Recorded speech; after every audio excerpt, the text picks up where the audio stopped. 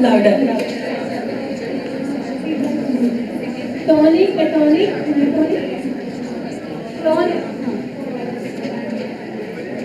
We have Sidra from Family third year, she'll answer. Sidra, come on. So it's tonic, tonic, grandma. Can you please clap for her?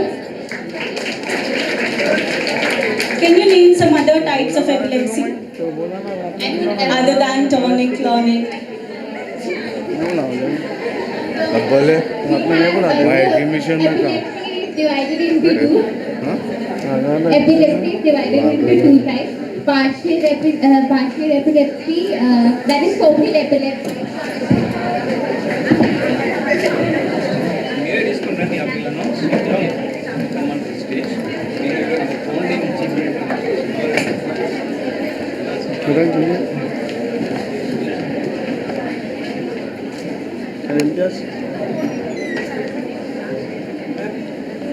Today's chairman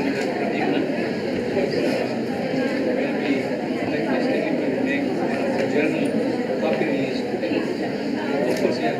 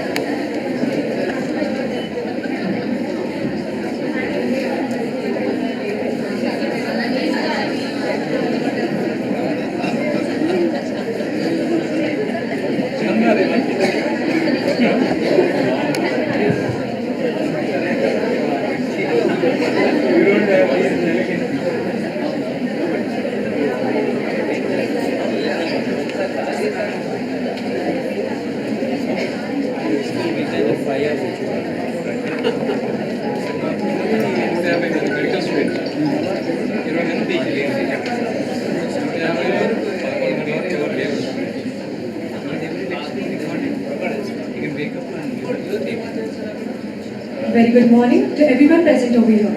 It gives me immense pleasure to extend a warm welcome to all the dignitaries, faculty, teaching and non-teaching, and fellow students present here today for the much-awaited program.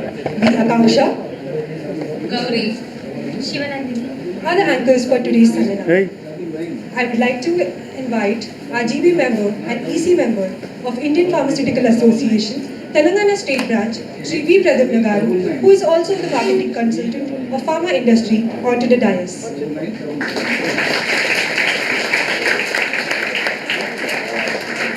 I would request E. Manisha to present the floral bouquet to serve. ये side madam Thank you, Manisha.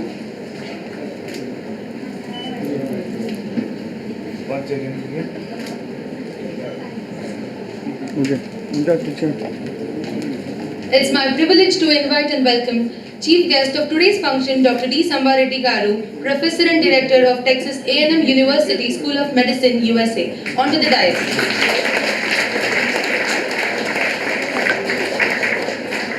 I request Sai Priya from B Farm 7 SEM to present the floral greetings to Dr. D. Sambareddy Garu. Thank you, Sai Priya.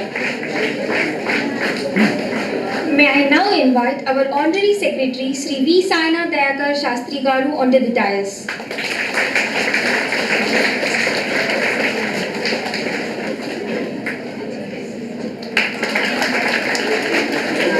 I request Likita to present floral greetings to serve. Hello. Yes. Thank you, Likita.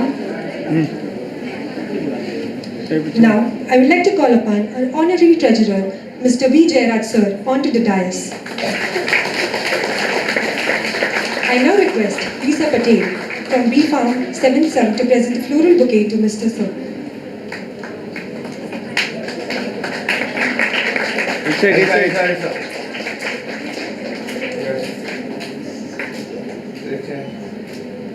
Thank you, Lisa. I would like to invite Dr. G. Mallareddy Sir, retired Professor of Pharmacy, Kakatiya University, onto the dais. I request.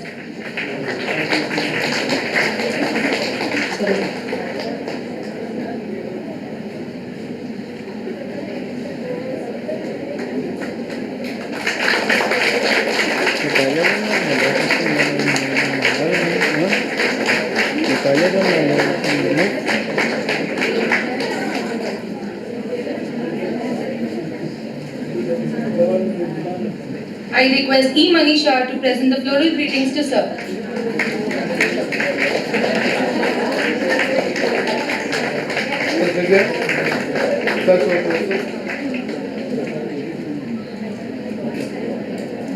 Thank you, Manisha.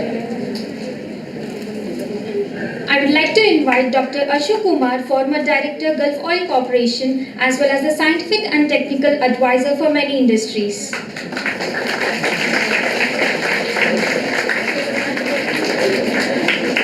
I request Lisa Patel to present floral greetings to Sir.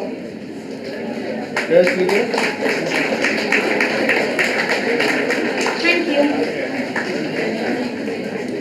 I would like to invite Treasurer, Indian Pharmaceutical Association, Telangana State Branch, Dr. B. Madhav Reddy Sir, onto the dais.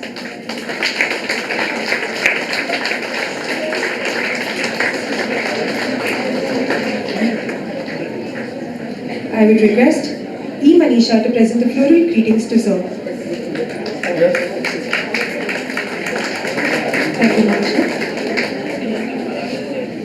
It's my pleasure to invite our Director, Dr. N. Srinivas Sir, to come over to the dais.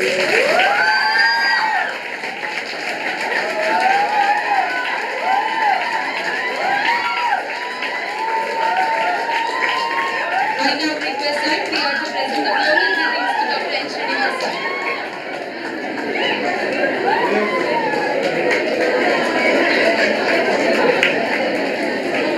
Thank you, Lisa. I now welcome our Vice Principal Dr. T. Mamta Ma'am onto the dais.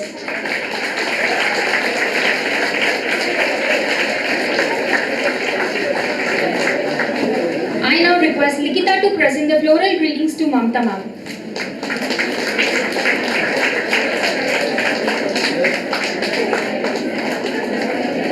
Thank you, Likita. Light symbolizes brightness and prosperity. Let us seek the blessing of God by lighting the lamp. Now I request our dignitaries on the dais to proceed for lighting the lamp.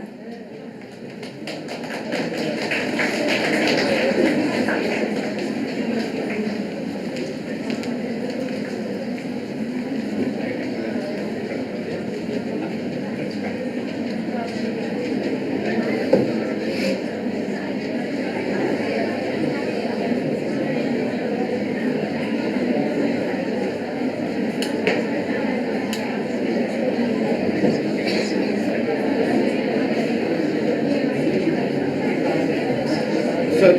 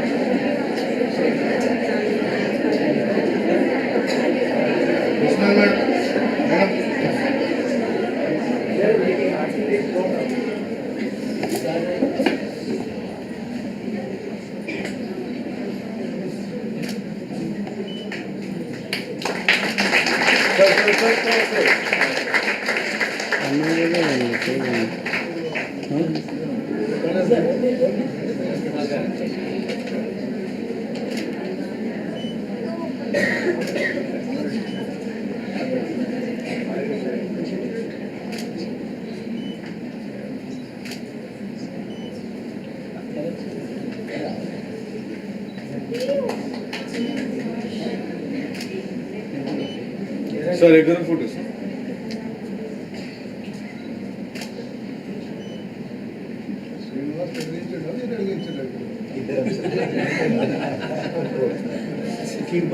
Sir, a group photo. Sir, madam. Excellent, sir.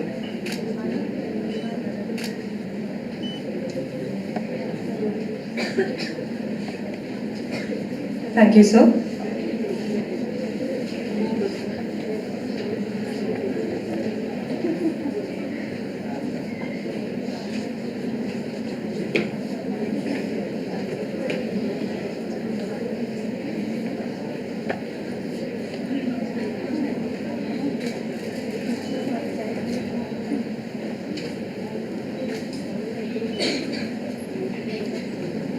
Let us start the program by invoking the blessings of God by rendering prayer song.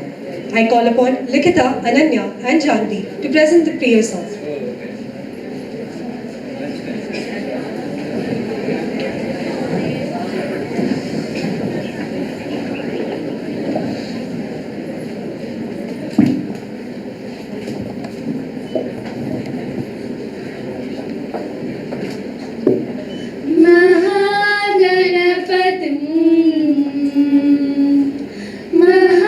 महागणपतिं मनसा स्मरामि महागणपतिं मनसा स्मरामि वसिष्ठवामदेवादिवन्दित महागणपतिं महादेवसुतं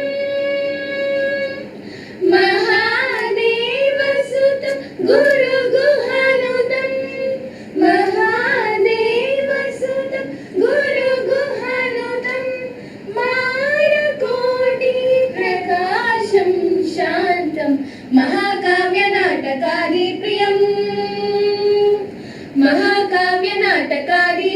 मूषिकवाहनमोदकाप्रियं महाकाव्यनाटकादिप्रियं मूषिकवाहनमोदकाप्रियं महागणपतिं मनसा स्मरामि महागणपतिं मनसा स्मरामि महागणपतिं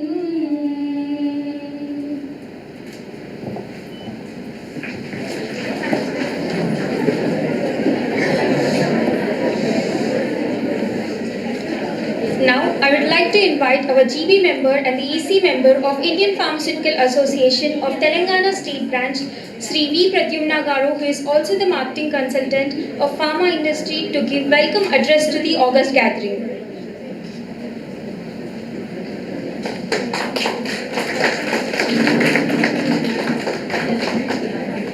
Yeah, good morning to all of you. On behalf of Sarojini Naidu Pharmacy Maha Vidyalaya, Vanita Maha Vidyalaya and IPA, I welcome our guest speaker and my alumni, my co-alumni, Dr. Samba Reddy Garu, who is a professor of neuroscience and experimental therapeutics and director at Texas A&M for pharmacology. My revered professor and our guru, Professor Malaredi Garu, my friend, Dr. Ashok Kumar Garu, our secretary for the Exhibition Society and for the college, Sainath Dayakar Garu, our another alumni, Professor Madhav Reddy Garu, respected treasurer, and my old friend from our college days, Jayaraj, the director of the institute, Srinivas, and vice principal, Dr. Mamta.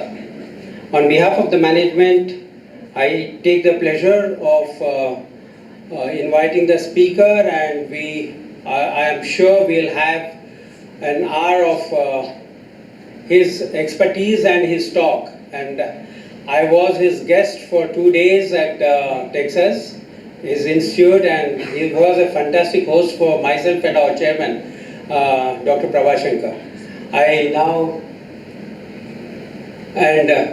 Let's start the session, and I think we can ask our host to introduce the guest in more detail. Thank you very much.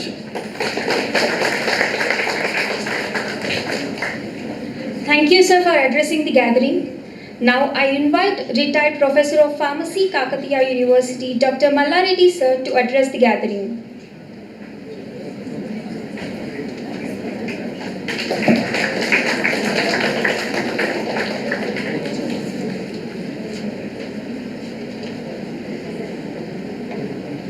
Good morning to all of you. It's a quite an unexpected, invitation to me to come on to the dais, because I have come here to listen to my former student, a stalwart now in Texas University, Dr. Samba Reddy. Likewise, there are several of my students here, and I wanted to see all of them, say hello. And I haven't come here to make any speech except wishing you all the best and take him as a model. He hailed from a small family, small and poor family. I used to go to his village, I used to see him in his original circumstances, surroundings. And such a person, I was actually visualizing it and advocating his growth to everyone. I hope he remembers. I used to tell him that he would be a great person one day, and it has come true.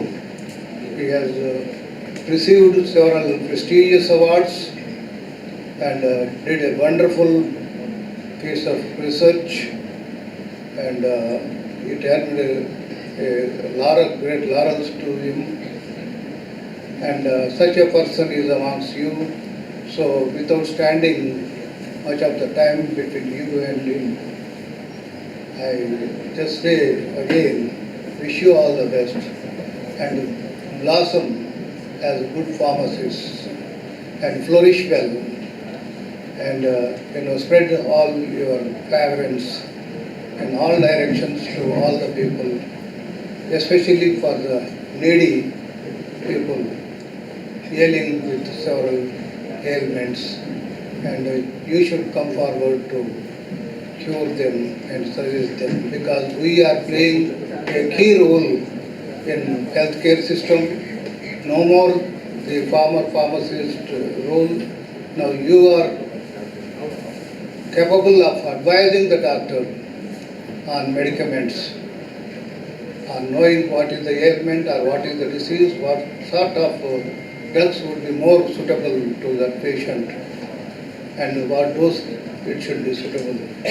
You would be the proper persons to guide the doctor. So now you have reached a stage, now this is the present status is the advising the doctor, not following the instructions of doctor alone.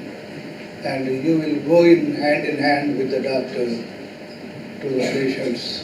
And in the industry, you are the champion in producing the standard drugs and providing it to the needy. So I wish you all the best to choose your career in right direction and proceed in that way, taking guidance from your teachers. I am sure you will succeed in your life. Thank you all.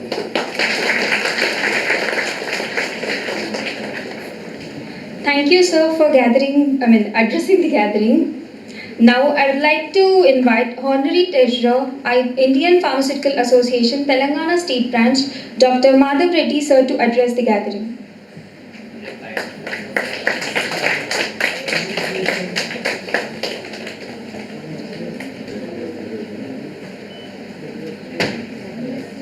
Very brief. A very good morning to the students and faculty and other IPA members and dignitaries on the dais.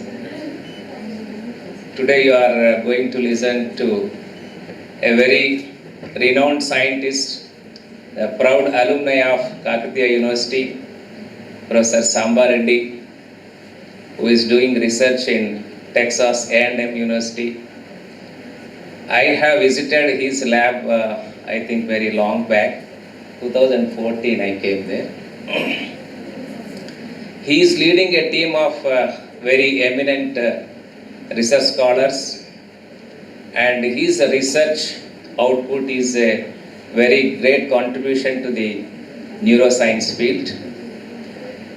Being he is the person from pharmacy, he is working in a medical school and leading a very good research team.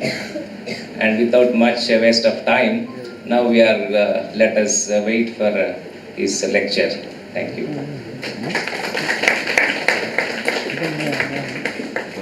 Thank you, sir. Now I request all the dignitaries to participate in the release of photo frame of iconic milestones, which are the 2 new brain medicines.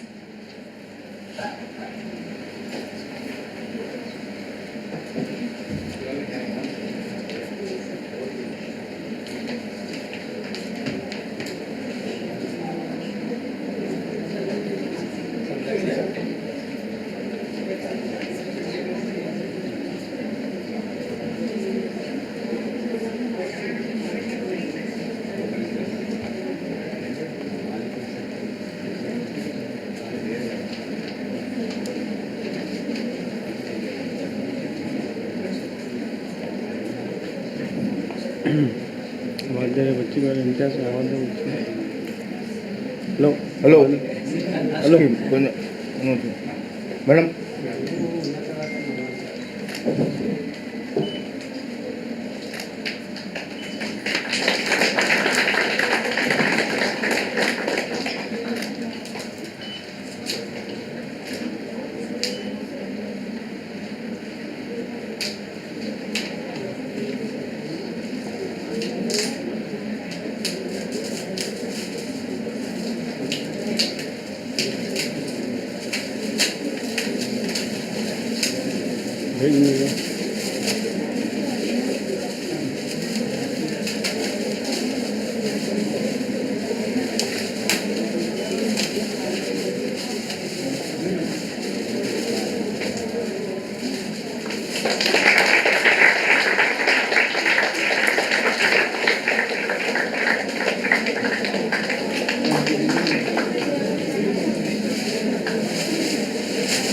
Wait.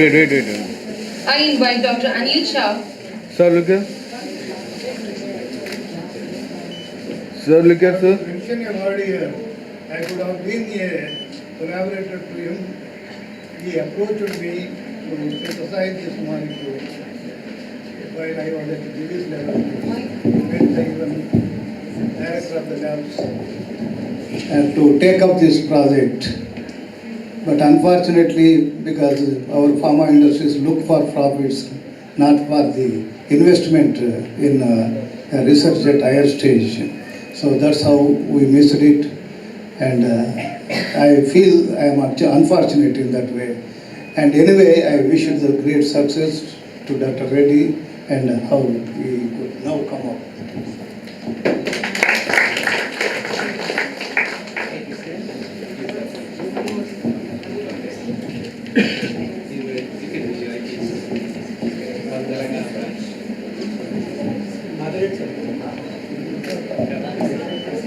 I invite Dr. Anil Shah, Director of Shah Book House Private Limited, for the release of International Journal of Pharmaceutical Sciences and Nanotechnology.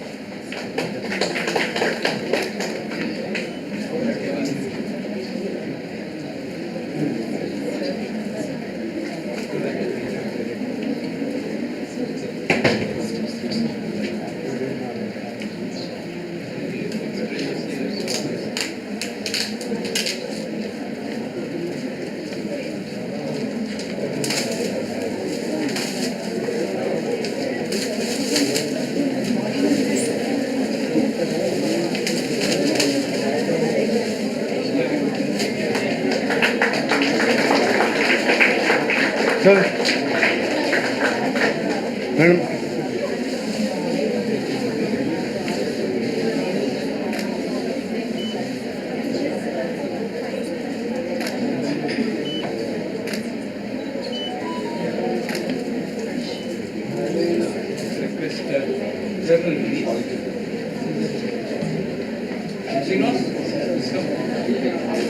I request all the dignitaries to participate in the release of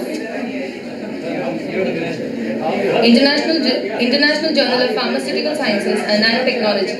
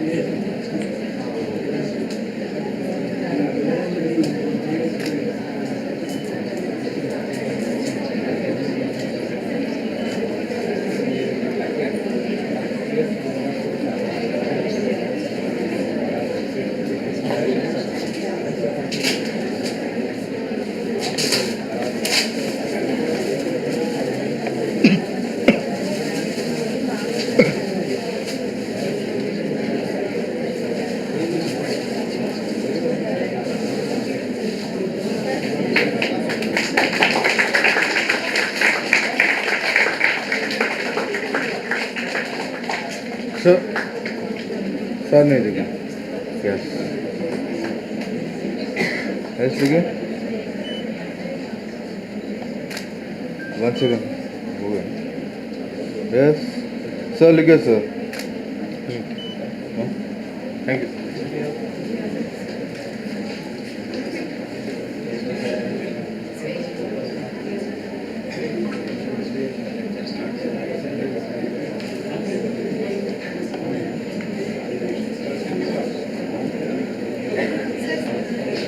I request T. Likita to present the floral greetings to Sir Dr. Anil Shah. Sir, no, sir.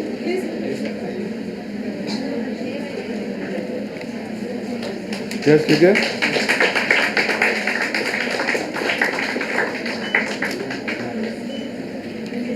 Thank you, Likita. Yes sir.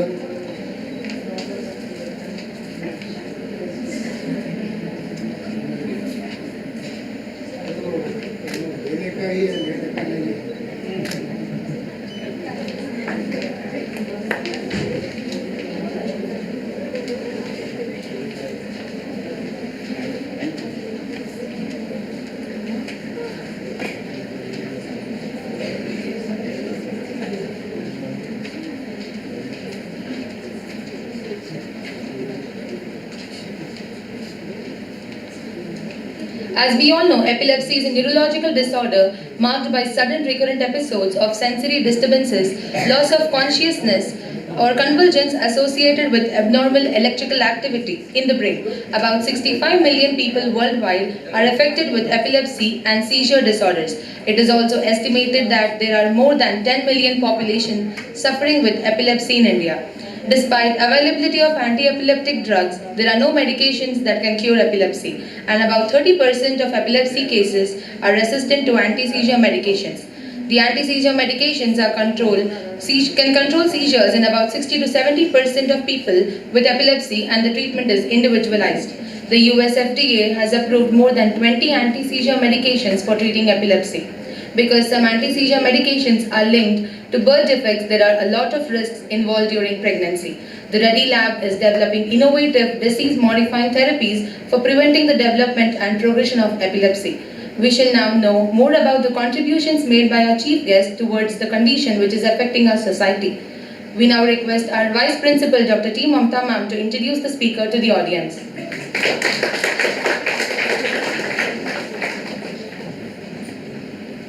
Respected members on the dais, good morning one and all. It's my privilege to introduce you, sir, to the students. Anyway, we all know, sir, we are your juniors or seniors, 1 year senior, and alumni is here. And I want to introduce to the students mainly, sir, today's chief guest, Dr. D. Sambareddy, sir. He is a native of Challapalli village in Warangal. Sir got his pharmacy degree at Kokta University in Warangal in the year 1992 and master's degree from the same university in the year 1994 and PhD in pharmacology in the year 1998 at the Punjab University, Chandigarh. He then pursued postdoctoral training in the US NIH flagship campus in Washington, D.C.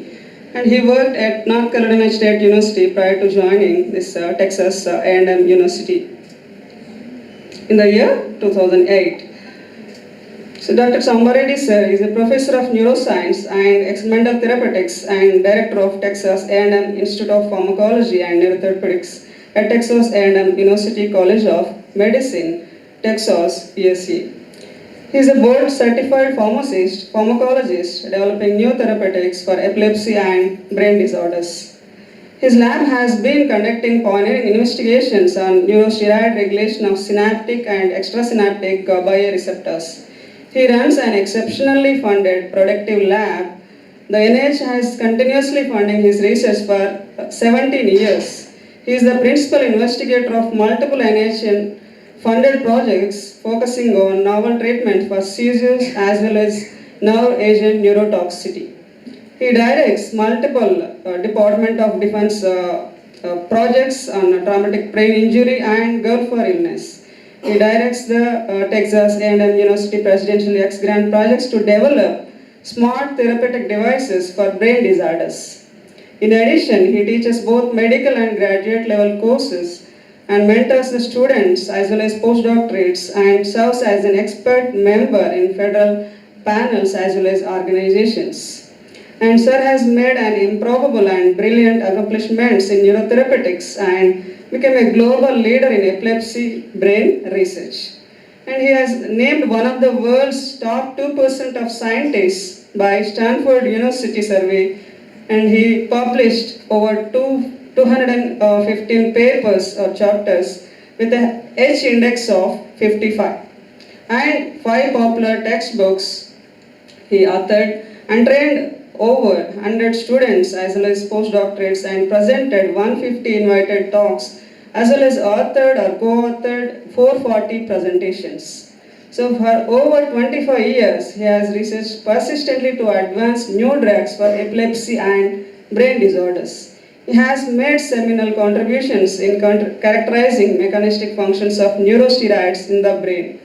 So the most iconic achievements just now we have seen in the poster release that sir has means his contribution to the FDA approval of 2 new medicines that are brexanolone, which is used in the treatment of postpartum depression in women, that is discovered in the year 2019, and next drug is ganaxolone, which is used in the treatment of seizures in children, that is discovered in the year in this year, that is 2022.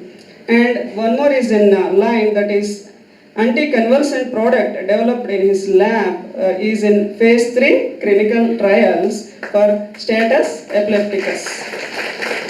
So these landmarks exemplify the high impact of his innovative research and improving the healthcare of millions of people worldwide. And not only this, he is just now we have seen the release of journal also. He is the editor-in-chief of International Journal of Pharmaceutical Sciences and Nanotechnology, and he is a contributing editor of Epilepsy Currents, editorial board member of Journal of Pharmacology and Experimental Therapeutics and Experimental Neurology, academic editor of International Journal of Molecular Sciences, and associate editor for Current Protocols and Frontiers in Aging Neuroscience Journals. So based on his exemplary research contributions, sir has been elected as fellow of the American Association for the Advancement of Science, American Association of Pharmaceutical Scientists, and American Epilepsy Society. And sir has been conferred with the ABAP Lifetime Achievement Award in the year 2019 in recognition of his stellar contributions to the pharmacy field. And sir is the recipient of 2020 AAPS Global Leader Award, a coveted honor for his lifetime contributions. And he is nominated for the India's coveted Padma Shri Award for his work on new medicines and public health. So I'm very happy to introduce you as your as your junior. And I think students got to know now means to whom we are going to listen the lecture. Thank you, sir. I invite you for the session to start, sir.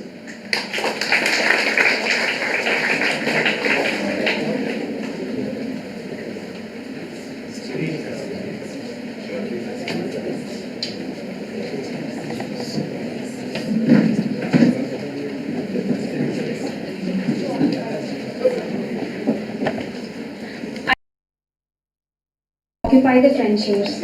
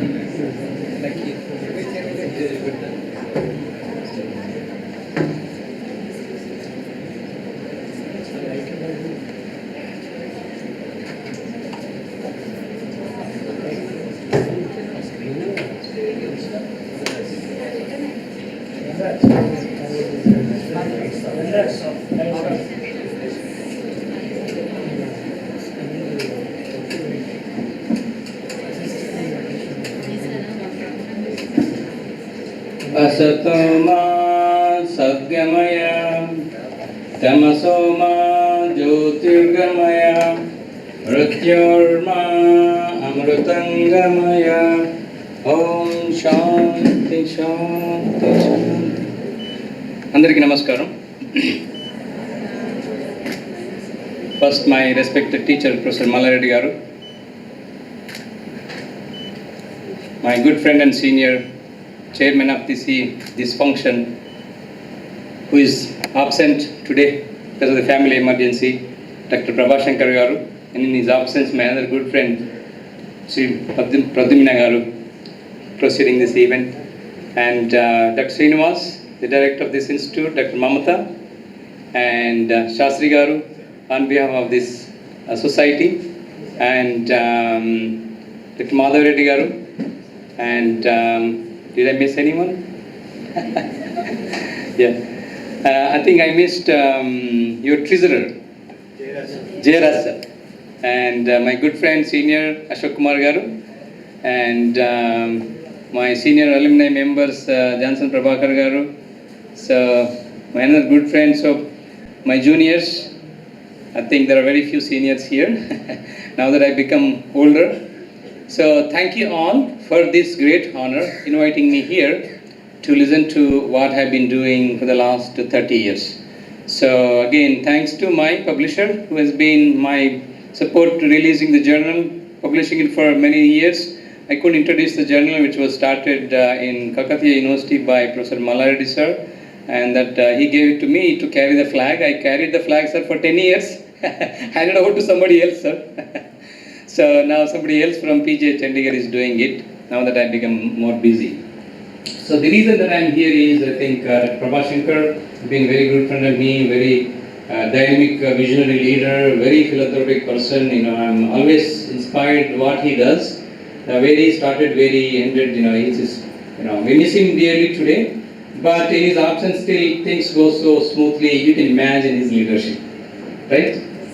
So very thankful to him for this event. And when he came to Texas, so he asked me, come and share my research with the students here. And I said, yes, I will. So today, that's the main goal that I'll be sharing. So very rarely you see this kind of events. Someone who has, I cannot boast myself now, but it is history. You can change the history, isn't it, right? So the history is that I made 2 molecules all the way that to FDA approval.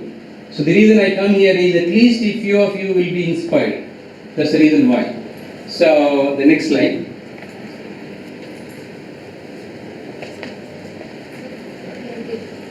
Okay.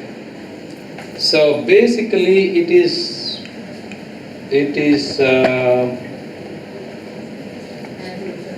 where is it? But where do I point? This way? No, it's okay. I will point toward that. The remote is here. Okay. That's a pointer, but how do you change the... Okay, you can change, no problem. Just go put up the next slide. Yes. So the reason why I'm here is today to introduce you one of the historic moments in my life, and maybe for all of you today to witness the history. And there is no expression of words in sharing my joy. That's why I thought we would release this plaque. It's working. And this is no ordinary plaque. It's a history. It's a history that we have already made. And this plaque will remain in Vanita College maybe next 100 years.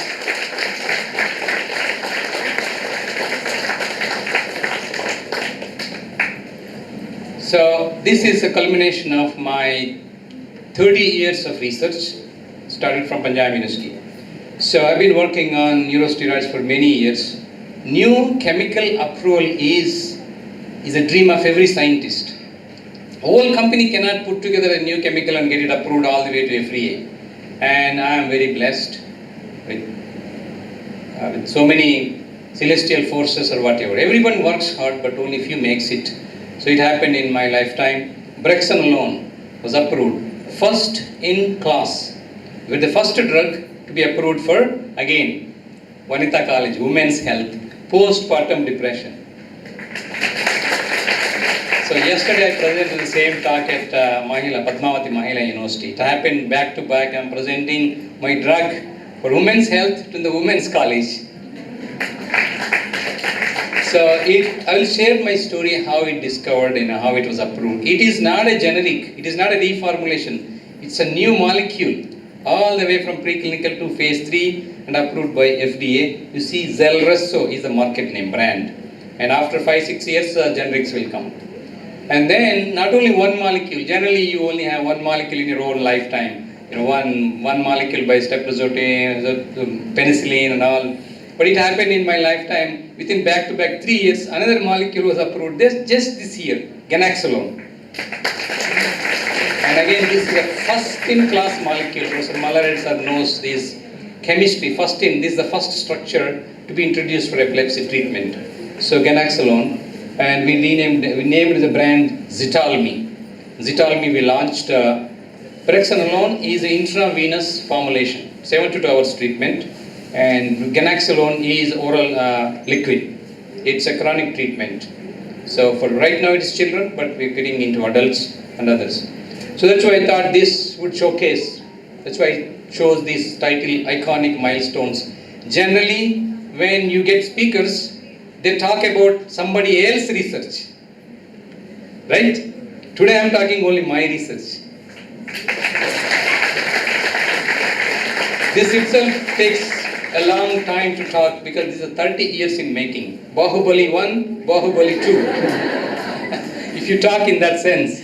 So today I'm not giving you much technical information because all the information is available at the FDA website, published by my lab. Every inch of every detail is available. So today you just listen the story. Okay, the story, how it happened. So that if you can inspire in this process, then my visit here would be fulfilled. But this plaque will be hanging for the next 50 to 100 years. I request the Exhibition Society to inspire all the young women to aspire to discover a new molecule and have their plaque hanged in your college right here. That's my request to the Exhibition Society, so that that day I will come all the way from United States to inaugurate the plaque. You give me that honor. Next slide. So today I think my goal is to showcase how it happened. This research didn't happen overnight. It is a culmination of 25 years of persistent sweat and blood. Okay. So my first paper on neurosteroid itself is published during my second year of PhD, 1995. You can see. So every year I'm producing 2 or 3 papers, same topic. So I produce such a vast volume of new knowledge into this field. So right now That's why I became all the fellow, I became this award, lifetime. It doesn't happen just like that. It happens sequentially. But all of these have no value until you hit some milestone.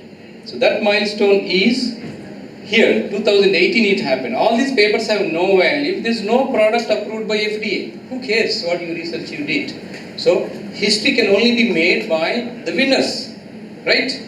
So the workers can't make history because they work.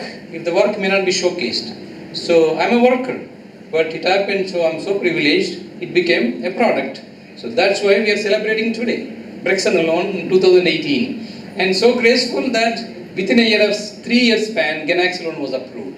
So now I open entire new field of chemistry, neurosteroids. Now next 10 years, you will have 20 Me Too's.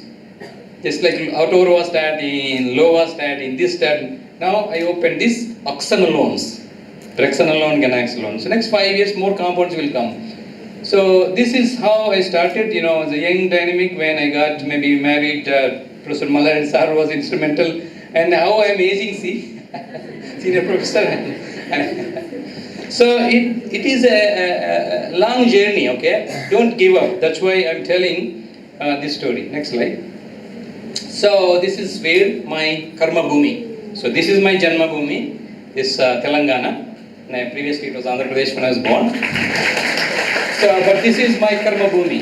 So without the karma bhumi, I wouldn't have made this happen. So thanks so much to Texas A&M who believed in me, invested millions of dollars, maybe 1,000 crores in our sense.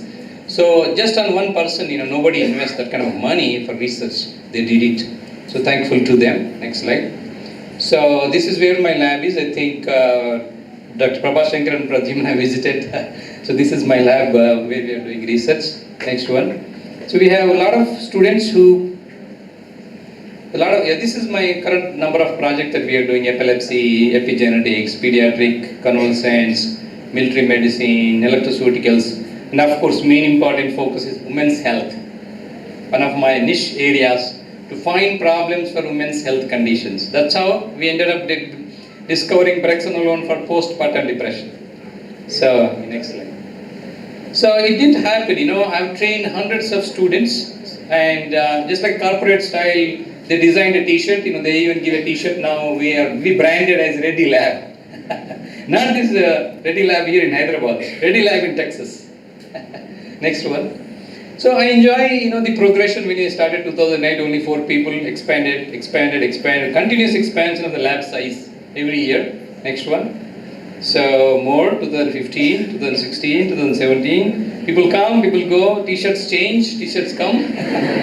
Next. So 2018, 2019, then COVID came in. I don't think I have 2020 photo, we didn't take next one. I don't have 2020 photo, this is 2021. So COVID, we didn't take photo. Next one. So this is a current track right now. I just took the picture before coming last week. So, next slide. So it is maintaining the team. These are my workhorses pulling my cart. So I'm the charioteer. Okay. So telling the brain research, how it happened. The brain is the most powerful organ in this whole universe. We are we because of our brain. The Hyderabad is Hyderabad because of our brains. Okay. The world is world because of our brain. So we make medicine. We go to temple, we do puja, we have emotion, we have anger, we have depression, we are happy, we are sad. Everything is happening because of your brain. Not hand, not leg, not liver, not kidney, not even heart. Every organ in the body is controlled by the master organ, which is brain. If you understand the brain, then only you can discover new medicine. So that's how I spent my lifetime. The last almost 30 years, 25 active research years, 5-6 years of my learning, 30 years to understand the brain, and it is still learning in progress. Every day I read about 8 to 10 hours. 8 to 10 hours I read, okay? So still knowledge is incomplete, but that's how you discover new medicines. Whole time, medicines were discovered by rishis and yogis and maharshis, right? I'm not talking about copying the generics. That's different. So a new brand new medicines, like for example, Saxman discovered streptomycin, Alexander Fleming, because they totally dedicated their entire life. They have big beard, they look like big scientists. I don't have those shape, right? So these are modern scientists. So, but understanding that takes, the next slide. So it takes a long to understand the brain. So brain disorders are the main pillar to drive 500 million people worldwide suffer from brain. Most of you in your lifetime will have one or other brain problem. Whether you're dull, depressed, sad, anger, or you have uncontrolled emotion, whatever. So the market is very huge because the entire world is suffering from brain diseases, right? So COVID came and see how many people are depressed. So right now the diseases that world is looking for: Alzheimer's disease, age, dementia, back pain, stroke, migraine, Naidu epilepsy research, traumatic brain injury in military, Parkinson's, so many brain diseases, depression, anxiety, migraine. Next slide. So, but understanding the brain, this is how brain looks like. Did you all ever see the brain? Not a human brain, maybe a rat brain or a monkey brain, a sheep brain. It just looks like a frozen ice cream. Just pink color. Okay? And gyrated lobules. And you can take a spoon and then just poke into that, just like scoop out. Such a fragile organ. But it's a very highly complex, multi-layered, non-linear, excitable network organ. So in our body, this is the only electrical organ. It makes electricity, it survives on electricity, it is dead if there is no electricity. Right? So jurisdiction ante execution. Cut off the brain oxygen supply. Brain can only survive without oxygen 15-20 minutes max. After 20 minutes, no oxygen, no metabolism, no electricity production, dead. It is not heart stopping, that's death. No, it is brain stopping the death. How does brain stops? Brain is an electrical organ, self-electrical activity. So you cannot store electricity. There are no inverters. Brain self-generates electricity. You cannot take rest and say, oh, I'm taking rest, so I'll go my big brain. No. Brain can only be used, more efficient. Electricity. Use the electricity, you cannot store it. Brain works like that. So that's how we understand the brain. So you have two brains, right? Left and right, and interconnected. How well it's interconnected depends on how coordinated you are. You can use both hands very efficiently. Like you can write both hands, okay? Or like Arjuna, you can do the archery with both hands. You can use both legs very efficiently and all. So left side controls right, right side controls left. Identical. You have two identical hands, identical legs, identical kidneys, identical lungs. Superimposable, basically. So you have two of everything, right? So even brain also has the same thing. But inside, they are not same. You have two tires for your car. Both tires, when you introduce them, they look same. But the threading doesn't happen the same way. Then imbalance happens. It's like that. Next one. So what I am telling is you have to understand the brain. Then you use yourself, control your body and understand the brain to discover medicines, even to make your life yourself happy. Because I'm not teaching you how to discover a new neurosteroid here. I want to motivate you how to become a good person so that you can do any damn thing good. Any damn thing good. That's why Pushpa, why that movie is so good? Because the damn guy is doing the killing job and smuggling so good. Right? Damn thing, do anything, just do it good. Right? But don't do smuggling or that kind of illegal thing. But you use the same energy for good things. That's the brain. So you have frontal lobe, the power of thinking, parietal lobe, the intelligence, temporal lobe, memory, and then occipital lobe, coordination, and then cerebellum, the motor control, and then finally brain stem, which you cannot control. And that controls your heart and respiration. Okay? So brain is divided functional organ. Next. You can only study brain, you cannot cut open the brain and see, right? Even if you cut open the brain, you can't see anything. That's why we use MRI to see if there's any damage, stroke and things like that. So brain is the only organ no doctor can get inside and see. Because it's electrical organ. You can't X-ray, you can't see anything. You can only do just a MRI. So in MRI also, nobody understands MRI unless you spend 10 years in the neurology subdivision. Next. So brain is made up of cells. You know what cells? Neurons. And neuron is the only cell that is electrical. It generates electricity and it survives on electricity. If there is no electricity, neuron is dead.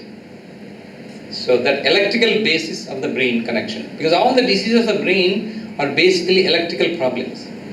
Depression, no electricity, less electricity. Anxiety, too much electricity. Right? And then dull, inactive, no electricity. Like that. Next one. So neuron and then supporting cells, they're all made the brain cells. Next one. So brain is a parallel circuit. So there are a lot of control stations like Hyderabad, the network. So the brain circuits, these are 100 million times more complex than the entire Indian electrical grid. Indian electrical grid you have, northern zone, western zone, southern zone, all the transformers and all the electrical thing, 1,000 times even larger complex the brain is. So you have parallel circuits going on, these are all the bright spots. Next one. So this is the circuit basis of electricity. So it excites a cell and then goes and then feeds back. This entire thing is called a circuit. So you all are born, every human, every baby is born, okay, with 100 billion neurons.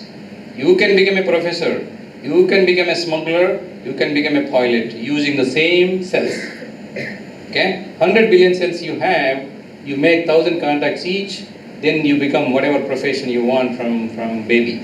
So these circuits are the main things. Everyone has the same cells, but you don't have the same circuits. It is you who makes the circuits. Pretty much every brain disease is a circuit problem. You have excess electricity coming or short circuit is happening. There is no feedback, too much electricity. So electricity comes, excites this, feeds back and controls. So the loop goes on, millions of circuits are happening. I'm listening, I'm talking, I'm watching, I'm thinking what's for dinner, what's entertainment tomorrow. All of these things are happening in millisecond fraction. Is it in your brain? Because you have parallel circuits. All the circuits are happening in millisecond time scale. And if you can control those, then you become yogi, maharshi and whatever. And then you can control your body. Right now your problem is that you are unable to control your body because your brain is not in your control. Right? Yeah, next one. So brain, because it's not easy to get in which disease to study and all, you need GPS. So just like you all GPS right now, to go to Hyderabad, any part of the thing, it is much more complicated than the entire United States or India, geographically. See, this many regions in the brain, and there are sub-regions, sub-islands in each of the brain. How do you navigate? You need GPS. So what GPS do we have? Right now we don't have any GPS to get into the brain. So you go into 2 millimeter deep and go into this axis, and that's where the damaged part is, that's a circuit problem. We don't have the technology right now. So, but it's coming. The next one. So diseases are the main thing that we can solve problems as a pharmacist in pharmaceutical profession. You can choose any brain disease you want. So I chose for a reason epilepsy and depression for neurosteroids. So now I told the brain story because almost like in a high school thing, I didn't get into the more detail. Now I'll tell you how the brexanolone and the ganaxolone discovery happened. So we started hunting for new medicines. Next slide. So the next one. So this is how the research happens. Of course, you're your own patient. Ambulance rakunta just two-wheeler. So if you're a researcher, don't complain. Ambulance didn't come, so just ride whatever you get. Go to the hospital, get the treatment, right? So that's how complex is the research. Next one. So 3 phases. You do the drug discovery phase first, find out the new medicine, and then develop preclinically, and then get FDA approved. Basically 3 standard steps. So next one. That's how we proceeded with this. So look at the market where you want, because you can make any drug, but there should be a market, isn't it? Somebody to invest you.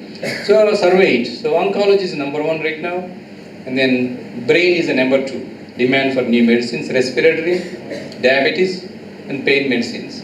So of course, my training brought me to brain. These are all top 200 medicines. Next one. So far the entire mankind produced 25,000 of medicines. We don't have all 25,000 medicines, we're not using. Maybe 4,000 or 5,000 are in circulation right now. All are absolute.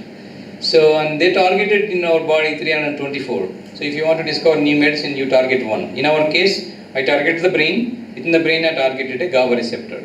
So, human targets 226, bacterial targets 58. Receptor, enzyme, ion channel, in my case, receptor. Next one. So, the phases include you identify the target, validate the target, and then find some lead doing the chemistry, and then lead validation, and then put in the animals, efficacy studies and toxicology, and then formulate it and put injection and for what tablets, do the PK studies in animals, then guess what will happen in the phase 1, phase 2, go to FDA, file investigational new drug application, FDA will give permission for clinical trials.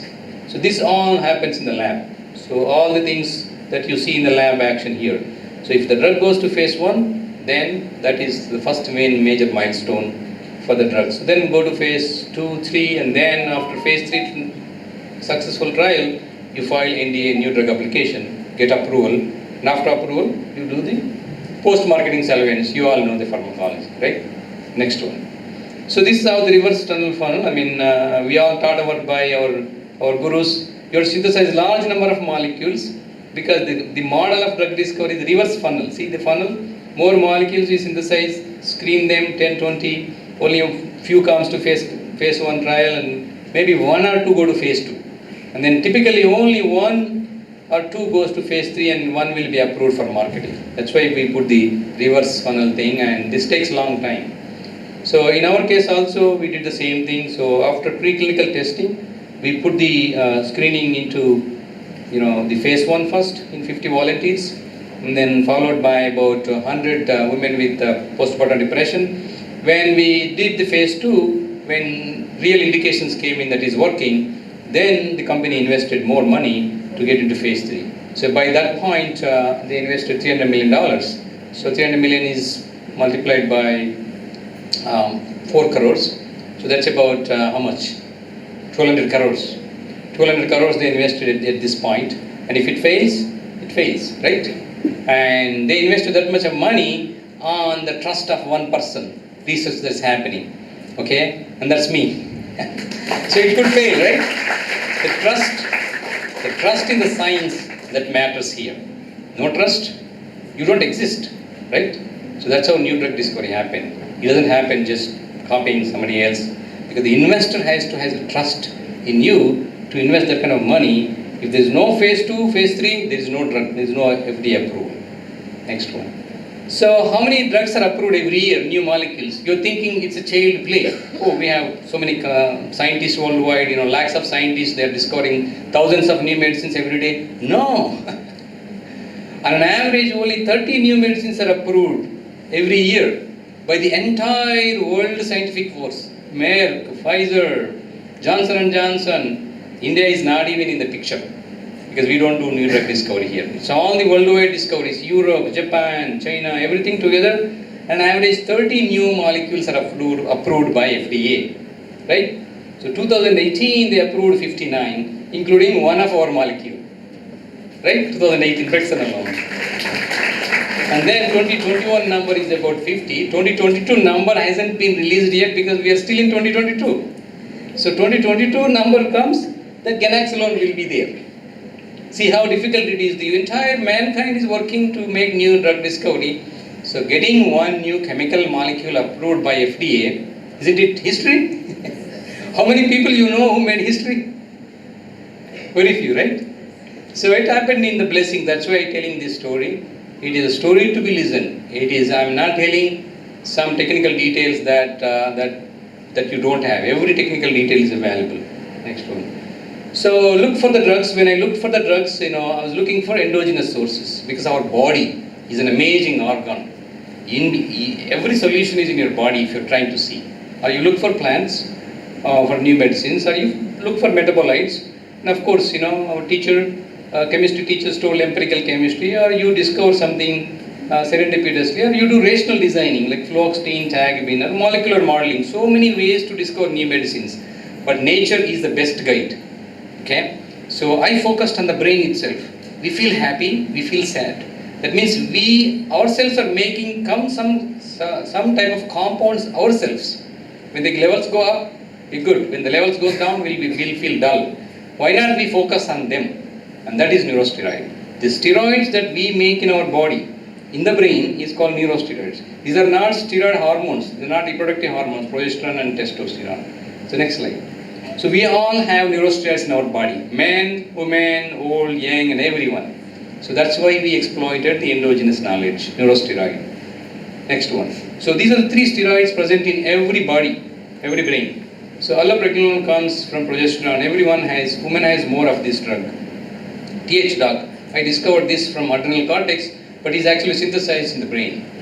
And this comes from testosterone. You see the structural features, rock solid, these 4, the rings, the hexane rings, they're all similar, except these groups. So this many compounds we have in our own brain. And then this is how we studied them, how they work. Next one. So you have to go carefully take a look in our body, how are they synthesized?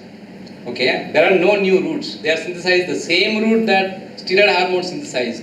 For example, testosterone, progesterone, and deoxycorticoid. But you only know up to this point, right? You never proceeded. What happens next? That's why I investigate. What happened next? Testosterone comes, androstenedione. You have progesterone gives allopregnanolone, and this one gives discount. These are powerful brain compounds present in the brain, and they are responsible for our well-being. So then, this is the compound that exploited allopregnanolone. So next one. So we discovered how it works, because this is how they work. Brain receptor targets, GABA receptor, extrasynaptic and all. So when you introduce these neurosteroids, you see generate a current. Because the brain is current, isn't it? Brain you can only study by current. So more current. So we call tonic currents. The next one. So of course then we have to study them in depth, how it works with the channels. Okay, the molecular modeling and all. Next one. So then we have to record currents with every single compound that we made. How much current that it's making and how much we can use. And then we have to screen in lot of animal models. See, we synthesize 100 natural compounds to synthetic. We tested every model that is available to make sure that it works. Right? So that's how the preclinical happened. Then we divided them into 2, naturally present in the brain, and then we made exogenously. Some people, not only our lab, other labs also made historically. So we compared natural versus synthetic. Natural ones don't present in the brain that long. 20 minutes they are gone. And you can take them orally. And they metabolize in the liver and all. So to bypass them, so the strategies were introduced to have synthetic compounds. So right now, we have natural compounds, neurosteroids, synthetic. So brexanolone is a natural, ganaxolone is a synthetic. Next one. So that's how we proceeded. We did lot of chemistry. So because this neurosteroid is a rock, you only have 4 hexane molecules and you can't add any groups. This damn structure is very rigid. You only have small, the acetone moiety here and then hydroxy moiety. That's all you can manipulate in this chemistry. So the chemistry is very easy. You cannot manipulate 100 different times. But we still tried C11 analogs, C21, C3, C5, C17. We did the safety, efficacy. Finally, we optimized 5 molecules from this chemistry. So then one entered into the thing. You have to screen them in various ways, design the pharmacophore, where to manipulate further. Because this is the first time chemistry, right? Neurosteroid. So we opened new knowledge. So that's how all of this is published. Okay, I published about 120 papers on this science. If you open PubMed, neurosteroid if you type, even if you type in Google Scholar, neurosteroid, just see tons of my papers. All of the chemistry and all those things. So, So that's how we ended up discovering the mechanism and all. So now, during this process, I learned so much about neurosteroids. Then I designed a new treatment modality, a new way of treating brain diseases, neurosteroid replacement therapy. Because I have learned so much about neurosteroids. We make neurosteroids when we don't have, we get diseases. You have insulin, when you don't have insulin, you get diabetes, like insulin replacement therapy. Why not to put neurosteroid replacement therapy? So we coined that, I introduced and successfully validated it. Now it is a clinically approved treatment, neurosteroid replacement therapy. So 2009 I introduced this concept. Basically you replace enough neurosteroids in your brain with exogenous pill. Good. So that is the concept basically. Anxiety, epilepsy, postpartum depression, a lot of brain diseases where there is a deficiency. So that's how we ended up doing that. So neurosteroid replacement therapy became a platform now for new chemicals. you can design any damn new neurosteroid chemical and use this platform. You have 20 insulins, right? They are all based on insulin replacement, just like that. So, postpartum depression happened to be the first women's health condition that really took advantage of my neurosteroid replacement therapy concept. Because during pregnancy, women have tons of neurosteroids in their brain that comes from progesterone, and after childbirth, they all goes down below normal levels. So, baby blues ante balinta rogam antaru Telugulo. So, postpartum depression is a serious problem in the Western world when there is no social support. After baby birth, all the neurosteroid hormones goes down. They commit suicide within the first week of baby delivery, or they hurt the baby, or they don't care the baby. So, it's a very fatal condition, postpartum depression. And the problem was there is no treatment for that. So first time we said, why not we try neurosteroids, and it worked. So the neurosteroid replacement concept was used. So FDA approved brexanolone. It is nothing but naturally present neurosteroid that I've extensively investigated for 18 years, which is allopregnanolone. We formulated as an intravenous injection because this cannot be given orally. And it only present in your body for 18 minutes, this molecule. So because allopregnanolone is a common name. So now we went to IUPAC and said, give me some brand, some name. So we are opening new type of molecules. So they said, why don't you go oxanolone? So now we open oxanolones. So brexanolone is nothing but the IUPAC name of allopregnanolone. And it's natural compound. We didn't even synthesize. We exploited the nature for this treatment. So that's why it is a off-patent molecule. But it's a life-saving treatment. Because postpartum depression women cannot take fluoxetine and antidepressants because they take 2 to 4 weeks. They don't have that much time. Okay, you need something rapidly working. This one is we designed to be a 72 hours treatment. You infuse intravenously, continuous slow infusion. By 14 hours, the woman feels so good. Start carrying the baby. By 24 hours, they said they no longer needed treatment. 72 hours, they'll go home. Only one shot of treatment. So this is brexanolone. So Zulresso, intravenous infusion, March 2019. It was approved. It's the first in-class drug for postpartum depression. That's why we are talking this as a history. So it just happened in a way serendipitously, but we were working on it. Okay, so we didn't push for this indication. I was pushing for epilepsy. So, but that also happened. So A&M released. So these days it's very hard to give credit to one person. You know, when Serum Institute made Covishield, you know who made the Covishield? Company made it, right? There's no scientific name. You know, Paxlovid, who made it? Merck made it, right? There's no also name. So a long time ago, names were attached to scientists' names were attached to the discoveries.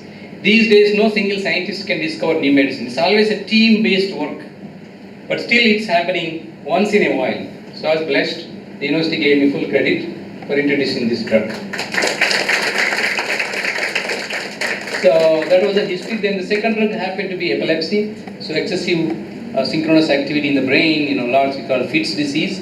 Again, people will die of fits. There's not much treatment, children, women, and elderly people. So the second drug that we worked is truly I've been working only in epilepsy. Okay, and I've been focusing for last 22 years on ganaxolone. So it even got off patent also 2014. Still we are working, and finally it happened this year, 2022 March. After very extensive work, ganaxolone was approved for epilepsy treatment. So initially we made the liquid oral for pediatric. Now we are making pills for adults, and we are also making injections for emergency use in the hospital. So Zitalmi is the name. So this is the molecule is chemically modified. Brexanolone is a natural neurosteroid. Okay, ganaxolone is a synthetic neurosteroid. So what we did is I told you this is a rock structure. You can't introduce many structures, very many groups. We replace the hydrogen here, the 3 position, with the methyl group. With this methyl group, stabilize this entire hydroxyl group, because hydroxyl group is the key thing for this steroid. With no hydroxyl group, nothing happens. Getting into the brain, sticking to the receptor, producing effect, all of these things happen because of this hydroxyl group here and this acetyl moiety. But you can manipulate the acetyl moiety, you need this. So we can manipulate a little bit here. So I replace the hydrogen with the methyl group. Everything is, rest of the structure is same. So this gave orally activity, stays in the body longer, 6 to 7 hours, and no first pass metabolism, so you can give it, and very stable compound. You don't have to give intravenously because it's orally active. So now me-toos will come in the next 5-10 years. More oxanolones will come for epilepsy, anxiety, depression, lot of, because this field open now, really, the science open. So that was very fortunate it happened. And I was here in Naidu for a long time to make this drug. As Professor Maha already said, the last 14 years I've been struggling to synthesize, test, because you need the compound to test it, right? And it's very hard. It's an 8-step synthesis. Yeah, it's very complicated. So that's how we proceeded. So it became a history, and the company launched it. So they really invested $300 to $400 million for phase 3 clinical trials on the trust that it will be effective in epilepsy, and then thankfully it worked. Otherwise they could have easily burned $300 to $400 million. So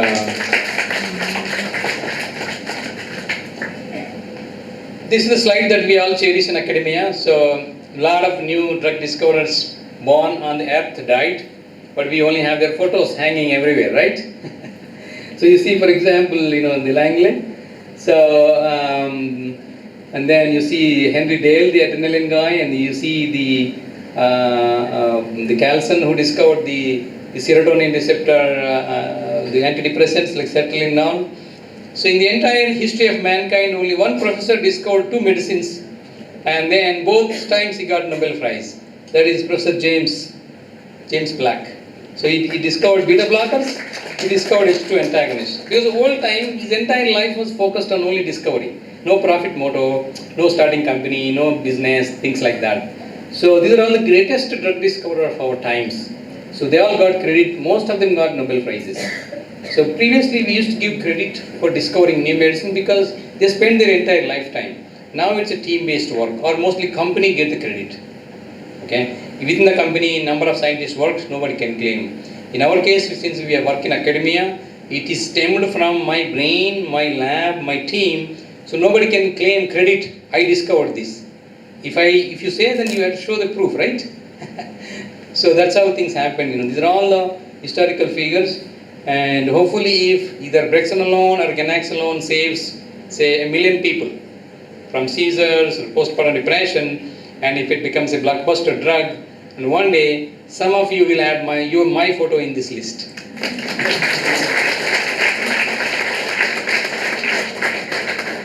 So it is not my intention to get that, but if it happened, that's happened, right? Nobody wishes to do that.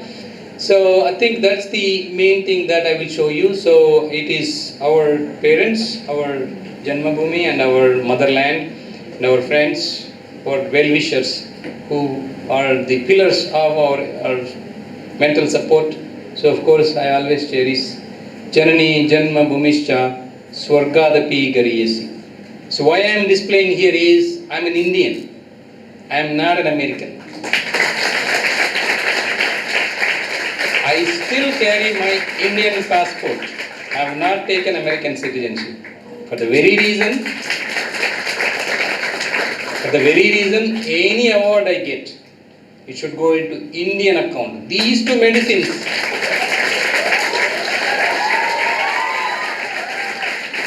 brexanolone, ganaxolone, discovered by an Indian scientist.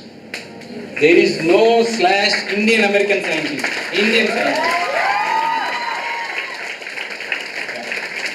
Thank you very much, and I continue to remain, because tomorrow if I hit a big award, we haven't made big awards in the last centuries, maybe in several decades.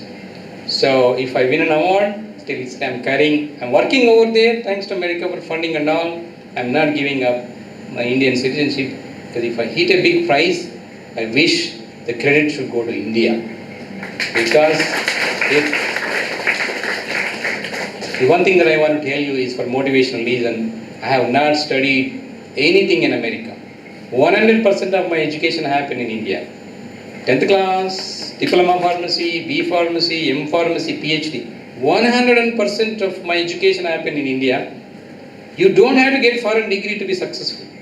I am rightly standing in front of you, right?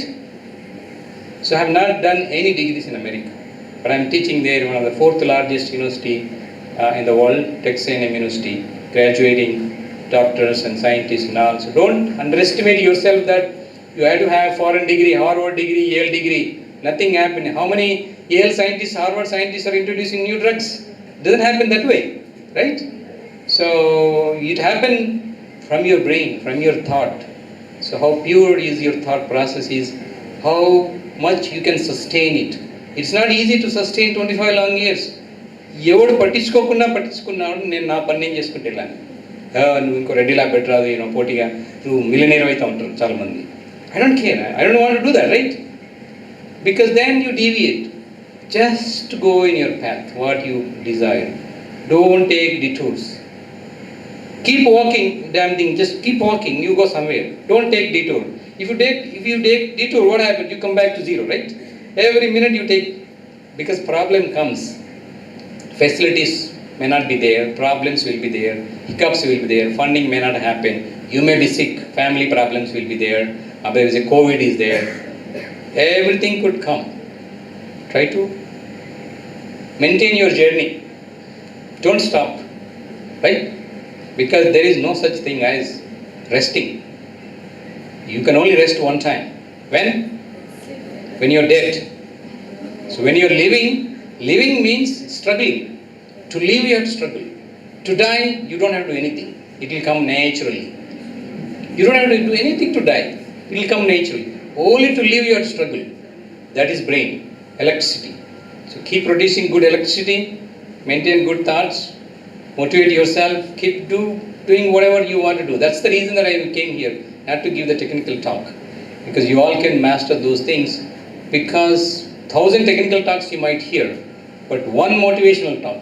I mean, you all revere, you all respect Abdul Kalam for the very reason, right? His photos are everywhere, right? Millions of industrialists came and died. You don't have their photos, right? But you only have the figure that you admire. And Abdul Kalam or C.V. Raman, we respect our teacher sitting right here. See, that is the respect. This is called an energy. So this energy is an amazing power that will transform. It is not the money, it is not the facility that will give you the brain power. It is that source of inspiration that I want to tell. And you listen to yourself. Your brain will tell you what you are, what you're capable of doing. So most of the time the problem is, damn thing, you listen to everyone. You don't listen to yourself. Right? Your brain tells, you go to the party tonight, have 4, 5, 6 pegs. Your brain tells, don't take it. But you bypass it, right? It's okay, I'll take it. Right? So listen to yourself. Your body will speak, because body is entirely controlled by the brain. And I am telling you as a brain scientist, it's an amazing organ, right? You could become yogi, you could become Maharshi, you could become anything you want. So it's only thing problem is that you listen to yourself. And always carry the noise cancellation attitude, right? You know what is noise cancellation? Don't let everyone influence you. Only get influenced by 1 or 2 people that you pray, listen. A teacher, a good mentor, or maybe an Abdul Kalam, or maybe me. Right? I mean, it looks small or something, but the inspiration that comes from the person will be more powerful than the person himself. Right? I'm no big guy, but the message that you get, oh, I'm a woman, I'm a poor, my family problems and all, it's fine. Just try to overcome whatever you could do. So you have a lot of history that you could see wonderful women came in and ruled this world. So don't underestimate yourself, whatever you have. That's why I came, spend this time. I don't get anything out of these traveling and speaking. My good friend Pradyumna, I always appreciate you come and give talks and all those things. This is not my official program. Texas A&M doesn't tell me to go talk worldwide. They tell me to discover more medicine, bring me more money to A&M, more name, right? But tomorrow you listen, a few of you, and then you see my plaque here hanging with the 2 new medicines, and then that is the energy, immense energy that you regenerate, right? So that's what I want to tell you here. I'm happy to take a few questions so that I'm here as long as you want, because I am happy to be here. That's why I came here. So don't think that I have to rush, go somewhere. I'll spend as much time as possible. We can turn on the lights now. So I'm not going to display further slides because you already know what India is. So I don't have to inspire. So we have largest manpower in the world, right? 300 million young power brain which is ready to attack the whole world, right? But it's idling right now. It's in the sleep mode. In the sleep mode, awake that power. 300 million youngsters like you is one America. Okay, one America is 300 million people, but not everyone is youngster. Okay, 50% people are sick. A sick person cannot do, he doesn't have energy to do, right? You are healthy, you are strong. That's why this is the manpower which the entire world doesn't have it. If we excel here, you can just rule the whole world. Okay, don't think that only America is here to rule the world. No, we are ruling the world, right? The Sundar Pichai is there, you have Satya Nadella is there, now you have vice president are there, we are ruling from different corners. So, for example, I never thought that I would do something that I myself feel so good. So that's why you have this technical power, manpower. Only thing is that you're all in the sleep mode. Okay? And sleep mode is not good for the brain. Here you can save the battery, right? In the brain there is nothing to save. Okay? So it will regenerate every single day. You sleep, regenerate. There's nothing like sleeping more than 8 hours, right? You can't sleep more than 8 hours. Oh, I'm resting, I'm just tired. There is no such thing as tiredness. Only your hand and muscle get tired. In 5 minutes, we'll be back. That's why it doesn't matter the body size. Okay? Even the thinnest guys are more brave, right? It is the electrical power in your brain that drives.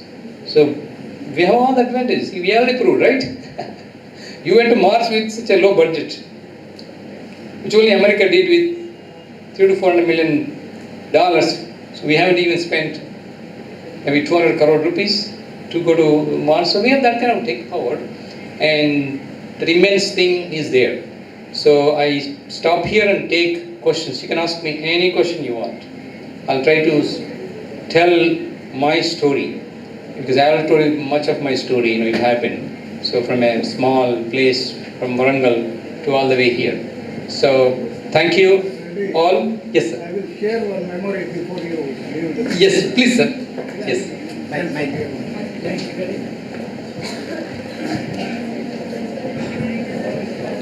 Say, sorry for disturbing you, because you ended his lecture.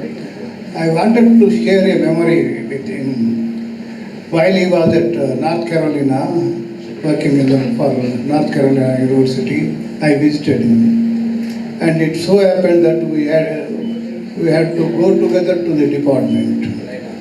And he was holding an exam. And he gave a question paper to the students while I was there. And they looked at that paper and said, "Dr. Reddy, you made it so hard." Everyone shouted. Then I looked at it. Meanwhile, while he was distributing the paper, I went through. Then I just told, this paper I can answer within half the time given, though I am not a pharmacology man. Then they told, this is how you are the teacher of the Dr. Reddy, the great teacher, Dr. Reddy. That great given. So he himself is a great teacher. And you are the teacher to him, that's how we do it. So that's how you are able to do it. That's what. So that is the credit given to him and therefrom to me. That's why I remember that. Okay, thank you. You can give the mic to students if you want to ask a question. Mr. Srinivas, can you give the mic to students?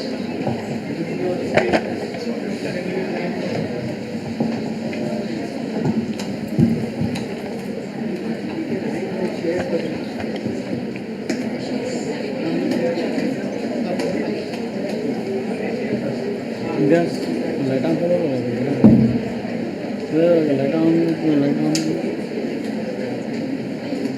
Okay, this is unbelievable. Let me tell you. తెలుగులో మాట్లాడచ్చు, ఉర్దూలో మాట్లాడచ్చు, హిందీలో మాట్లాడచ్చు. It doesn't matter. ఎట్లా మాట్లాడతారు అనేది important కాదు, మాట్లాడడం ఇంపార్టెంట్, రైట్? నేను తెలుగు మీడియం చదివాను, మా టీచర్లందరికీ తెలుసు.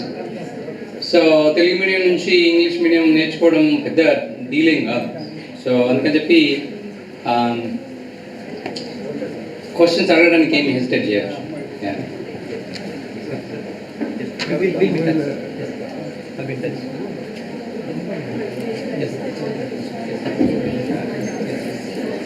Good afternoon, sir. Yes, yeah, go ahead. So you talked about your medicines. So what was your inspiration to think about seizures or postpartum depression? Good question. Inspiration. So generally when you are a child, you want to be a hero, right? So you always want to be something that you are not. That state of mind we should clean. Be you are. Okay? So inspiration means you always want to be somebody who you are not. So just to keep doing what you like to do. That is the true inspiration. Because most people are not uninspired. They just give up. America daga poi research cheyala. Because they feel the problem as a deterrent. So inspiration means just keep doing what you wanted to do. Okay? Then that becomes your inspiration. You can take any leader you want. Okay? But don't become them. You don't copy yourself to be the next Abdul Kalam, because you will not become the rocket scientist, right? You may want to become a drug scientist, or you may want to be a woman leader. You want to be a social worker. It doesn't matter. Just do whatever you feel like doing, and that is your inspiration. So a lot of people want to be heroes. There is no heroism. Okay? So be yourself. Always be in the present, because we waste a lot of our time in this process, I tell you. So as soon as you hit a problem, you give up. And when you give up, you declare yourself as a failure. I failed. So who failed you? Nobody failed you. You gave up, right? And then you are uninspired. So who will inspire you? No matter how many inspirations that you take, that's not going to make you successful. So you keep your commitment. Just do it. You see, many of these times, people who believed, did the things happily, they made the history. Okay? Yes, sir. They made the history because they lived in themselves. Mother Teresa ekkado Europe lo putti Calcutta ki vachi andariki seva chesindi anattu. ఎందుకోసం సేవ చేసింది? Nobel prize ఇస్తారనా? కాదు కదా. మరి Nobel prize నాకెందుకు Nobel prize, నేను రానేరాను అక్కడికి స్వాస్టిగా, మీరు కావాలని ఇక్కడ పంపుకోండి అని. ఆమె నోబెల్ ప్రైజ్ కోసం చేయలే కదా. She likes to serve people, she did it. She became goddess, mother. ఇంతమందికి మదర్ అని పిలుస్తాం మనం కదా. So no degree is needed, no wealth is needed, only pure thought, right? Sarojini Naidu, this college will named after Sarojini Naidu, right? What is she? She just followed her own dream. Okay, nobody helped her.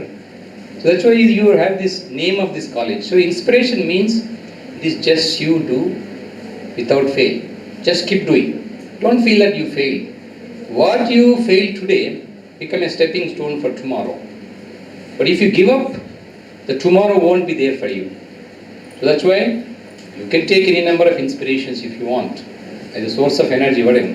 But it's ultimately you that make you, ultimately you, the person that who makes the difference. So whatever that you feel like. So that's why I think you train yourself to be that pure thing. Don't get entangled in the web. As soon as you step outside, your sensory system is bombarded. Okay? There's clubs, pubs, cinemas, entertainment, and all those things. Isn't it right? You can be swayed this way, that way, this way. So you will be distracted every minute. No, doesn't matter. So you should not be distracted. It's that kind of focus and determination that takes you anywhere you want to go. It doesn't matter. So do it happily. That is the main inspiration. Then you get inspired yourself every minute. I'm doing it very happy. I'm doing it very happy, like that. So anything that you don't feel like happy, you won't succeed. Because you are not happy. What happens? You make yourself to be the failure. Right? You will not even put full force. You are trying to fail yourself. That is the difference between happy and unhappy states of mind when you do the thing. నాకు అది ఇష్టం లేదు, నాకు ఇదైతే ఇష్టం ఉండదు, ఇష్టం ఉన్నది, right? Yeah. So you can convince people, whether it's Sarojini Naidu or Mother Teresa or Abdul Kalam, single pointed focus. 25 years నేను చేశాను రీసెర్చ్. ఎవడు పట్టించుకోకుండా నాకు నేను పట్టించుకున్నాను బిగినింగ్లో. కానీ ఫ్యూచర్ లేదన్నాను నేను రీసెర్చ్ చేసినప్పుడు 1995లో ఇదని చేస్తున్నారు సార్, మీకు దానికి ఫ్యూచర్ లేదని. నీకెక్కడ తెలుసు ఫ్యూచర్ లేదని? I created a future for that, right? Yeah. So అందుకని చెప్పి ఈ కోర్స్ చేస్తే ఫ్యూచర్ ఉంటుంది, ఆ కోర్స్ చేస్తే ఫ్యూచర్ ఉండదు అనేది ఇట్స్ ఎ విద్య. You can carve any path in anything that you do. So that's what I want to tell youngsters. I hope you got good message. Yes, sir. Right? Thank you, sir. Sure. Mike.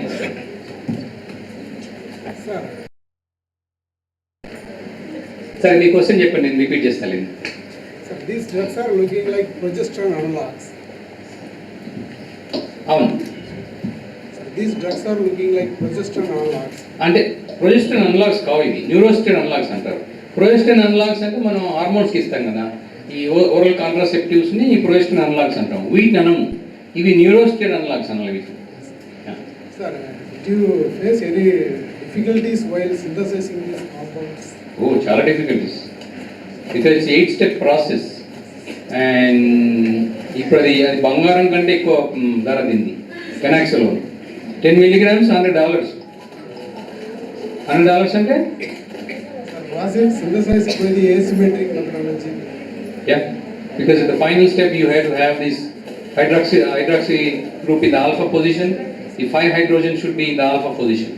Okay, and then the acyl group should be stable. You don't want to mess that. These are only just small molecules. We synthesized over 100 new molecules, derivatives everywhere. So adding derivatives make sure that you don't make symmetry here. So it is technical thing. I mean, we have brilliant chemists that can, but it's the idea that is important. కెమిస్ట్రీకి వాళ్ళకి ఏం తెలియదు, మనం చెప్పాలి ఈ groups పెడితే ఇది వస్తుంది అని చెప్పి. అది మనం ల్యాబ్లో నేర్చుకున్నాం. ఫార్మకోఫోర్ మ్యాప్ తయారు చేసా ఫస్ట్. ఇది మాడిఫై చేస్తే ఇది వస్తుంది, ఇది మాడిఫై అయితే ఇది వస్తుంది. So pharmacophore map will guide the chemist, and 1 or 2 good molecules will come out of it. Sometimes nothing will come out of it. Everything will be inactive, or they are toxic, or they are not stable. So all the possibilities happen. Or something will be liquid only, they will never become solid. So like that. So we made about several dozens, and then now these are all water insoluble, the compound, these two. So now I made super ganaxolones, second generation neurosteroids, super ganaxolones. They are water soluble, stable. You don't have to formulate. Formulation business is done. It's a powder. Sterilize the powder, carry the saline. Whenever it is needed, just mix it and inject. So the powder will stable for 10, 20, 30 years. There is no expiry date. So that kind of medicines you guys are make. Repeatedly the expiry date thing, this injection, this stability problem and all. So super ganaxolone belongs to that kind of a category. So you put in the hospital when needed, fine. Not needed, 20 years. No cost to these things, because most of your health costs are medicines, right? And doctor fees. So we have to see this efficiency so that the medicines are stay longer stability. Avoid the stability problem altogether if possible. Put the dry powder itself in the capsule so that it's stable 10 years. Okay, you do not manufacture every year and then extract money. Of course, as academician I am telling, but industry folks, different, because they are investing, they have to make money. But we have to think this way, because your thinking process, that makes all the difference. Yeah. Thank you, sir. Thank you so much. Good afternoon, sir. Sure. Sir, as you talk about the depression, what are the gene mutations that cause the risk of depression, sir? Depression is not generally linked to any certain number of genes or something. So, depression is a circuit disease in the brain. So, schizophrenia and depression, these are all over emotional problem.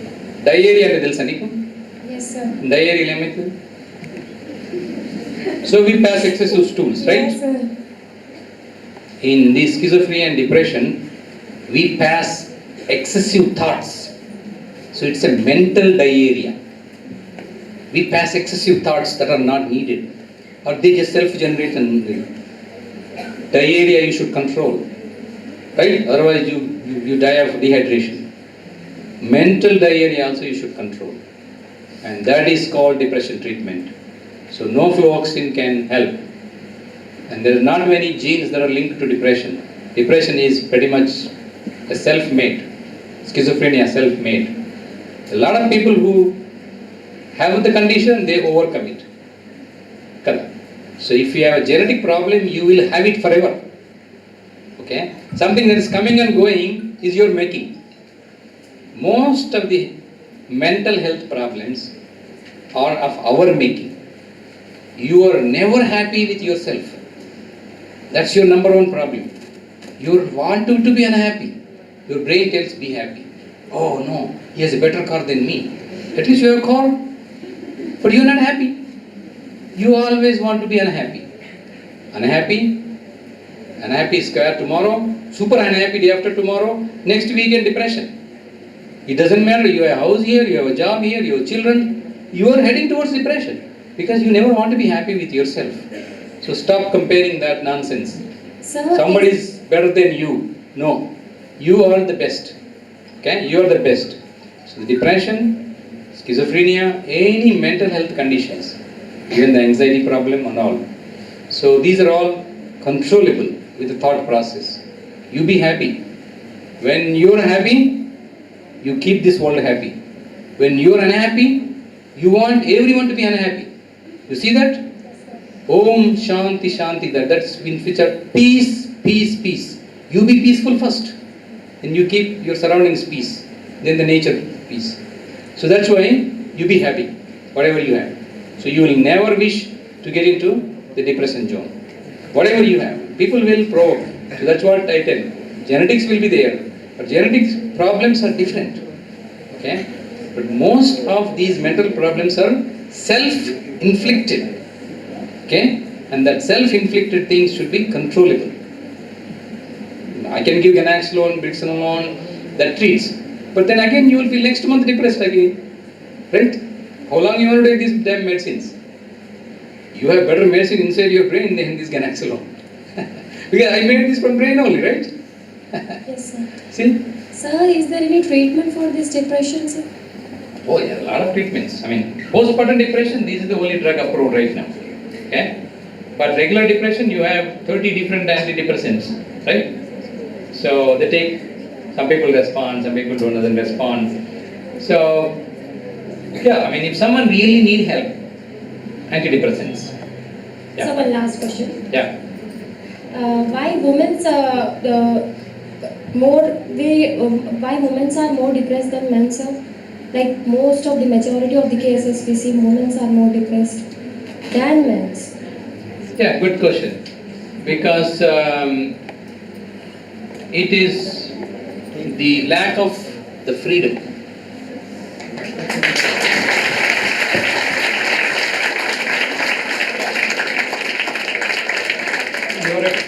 When you are born, you are a baby girl. You are well protected by parents. Then you become a teenager. Then you become a young girl. You are more protected. Okay? So you are almost caged like a chicken. So anywhere you go, they'll track you, what are you doing and everything. and then immediately they want to get you married and give it to somebody. Okay? Then that guy will be protecting you. Okay? Then you will have children. Okay? Still you are not free. Then you will have children. Then your children will go growing, you will be busy taking them. Then they become older, then they will be protecting you. So you are always being under somebody's thing. You will never have your own freedom. Right? Yes, sir. So naturally, I mean, it's not a big deal in our society. I'm not saying that. The reason why more women are prone to depression is these states that they go through. And of course, hormonal thing is always there. So hormonal depression is a different situation. You don't feel depressed until you go to menopausal state. The menopausal depression is different. And when you stop cycling, the menstrual cycle stops at 45, 50 years. Then there's depression. That's a natural depression. You will overcome it. But majority of these things are the societal thing. Whether in India or America or Europe, everywhere the same problem. We are not exception. I mean, some cultures are more, some cultures are less. So, and unfortunately, we are much better off in India. We don't have that many antidepressants selling on the pharmacy compared to America, right? So we are far better in controlling our mental diseases than rest of the world. Yes, sir. Thank you, sir. Sir. Yeah. Evaru? Okay. Okay. Yes. Your parent? I'm Dr. Naidu. Yes. Hemlata. Sir, you told that you have synthesized two molecules. They are initially water insoluble. Then you convert it into water soluble and stable product. Yeah. So what structural modifications you did, sir? You know what water soluble moieties exist in the chemistry. See, certain hydroxyl groups, carboxyl groups, those hydrophilic groups. So you can add whole heterocyclic rings attached to these branches. It's like a hat with all the feathers. The main hat is the ring. The feathers are all the hydroxyl groups. Make sure you add safe hydrophilic groups so that they carry the water with them and the main structure will remain. So it's not big chemistry. I mean, any medicinal chemist can tell how to make a water soluble compound of anything. Make sure that it is safe, will retain the original property. So, for example, we have so many water soluble compounds.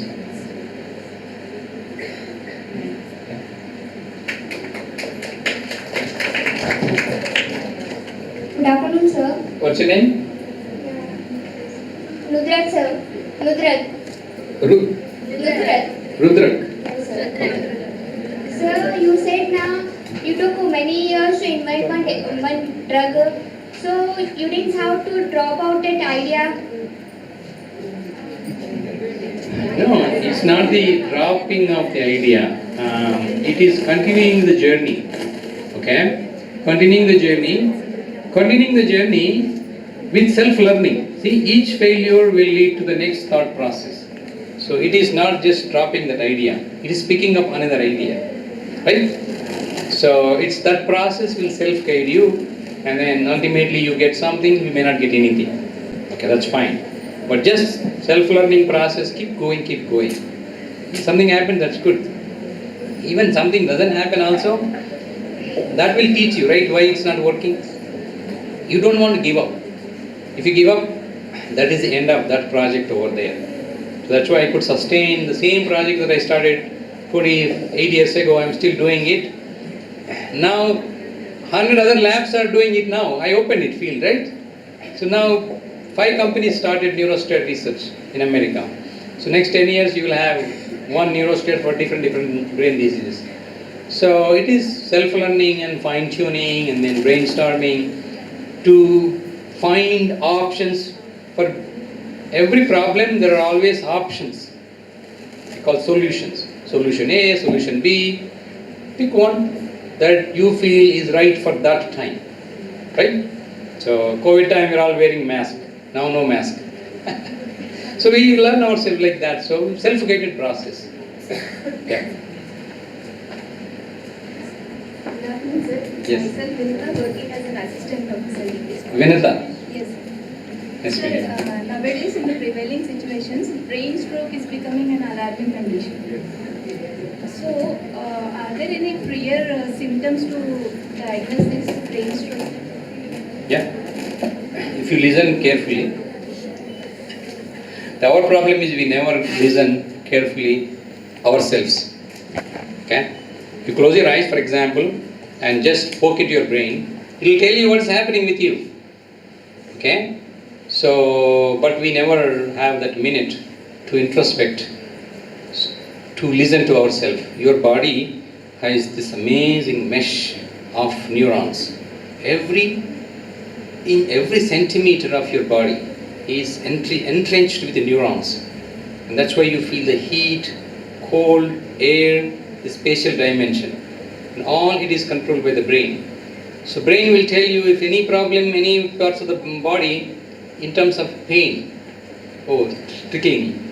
In the brain also, if there's a stroke problem and the same thing, brain will tell it's a mild headache, or your region will change, or you suddenly feel that you're a different person that day. So most of the time, I'm just tired, maybe I'll just sleep or do something else. We never pay attention. But brain stroke doesn't happen to youngsters and all. This is an age problem.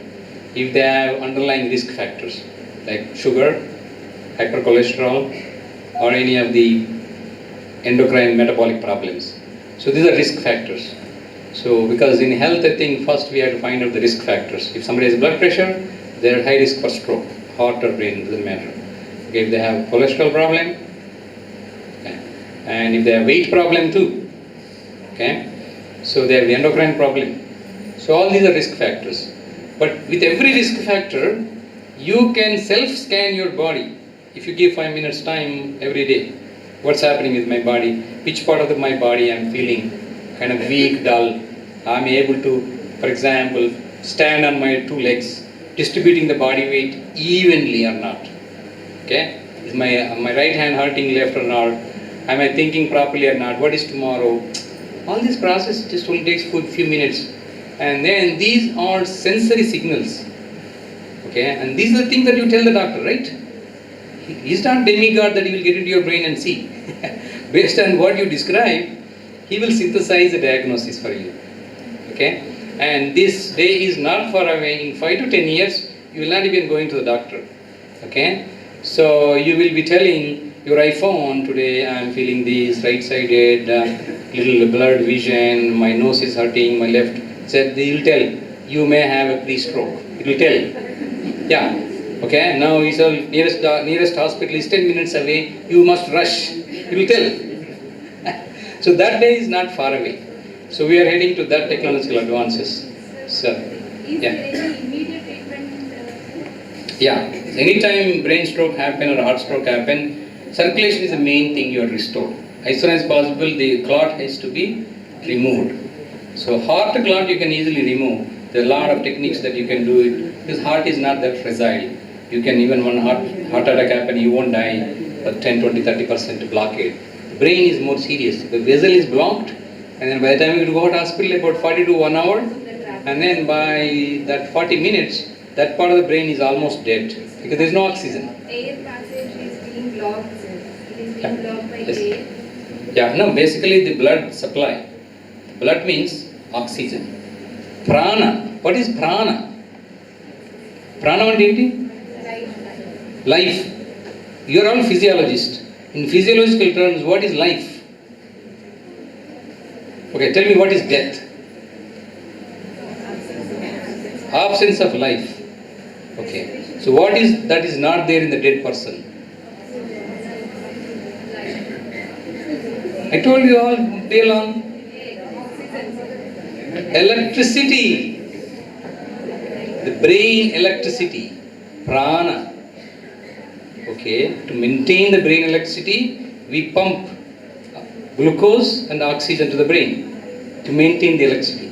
You cut off these two sources, dead. Prana is the nervous system activity. So we have prana all over the body. Every part of the cell has prana. Because every part of the cell is connected by one neuron to another neuron to the brain. When prana leaves means the entire electrical apparatus of the body is and it is not an easy process. Okay? So in that tone you have to understand this, not some Baba or somebody tells you prana means this, yoga means this or not. You have to do the physiological means of these things. Then you can discover new way of treating diseases. Right? So to extend the prana, to make the prana happy, to cure diseases. Because right now these new medicines that we are discovering, no good. That's why we need more new medicine, right? So for that we need higher level of understanding. You have to ask, what is this, what is that, how it works, what is meant by yoga, what is meant by meditation, how one get into one brain, how one get into somebody's brain and see. Right? It is not a mystical process. It is through these forces one can see the training. Doctor, better diagnostic person. That's why I think when stroke happens, the immediate goal should be to restore oxygen and glucose to the brain as much as possible, quickly. Okay? Because you can transplant any body organ, you cannot transplant brain. We have not done that, you will not be able to do it. And I Smart Shankar, you all saw the movie, right? So you continuously record brain activity and put this chip to somebody else, that person becomes this.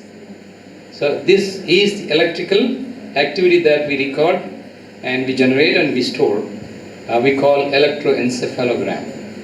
So all our thoughts, emotions, activities are all recorded in the electrical activity in terms of EEG. And if you record your own EEG for 1 year and put that chip to somebody else, they can decode your last 1 year. Yes, because you already have all the electrical power. Yes.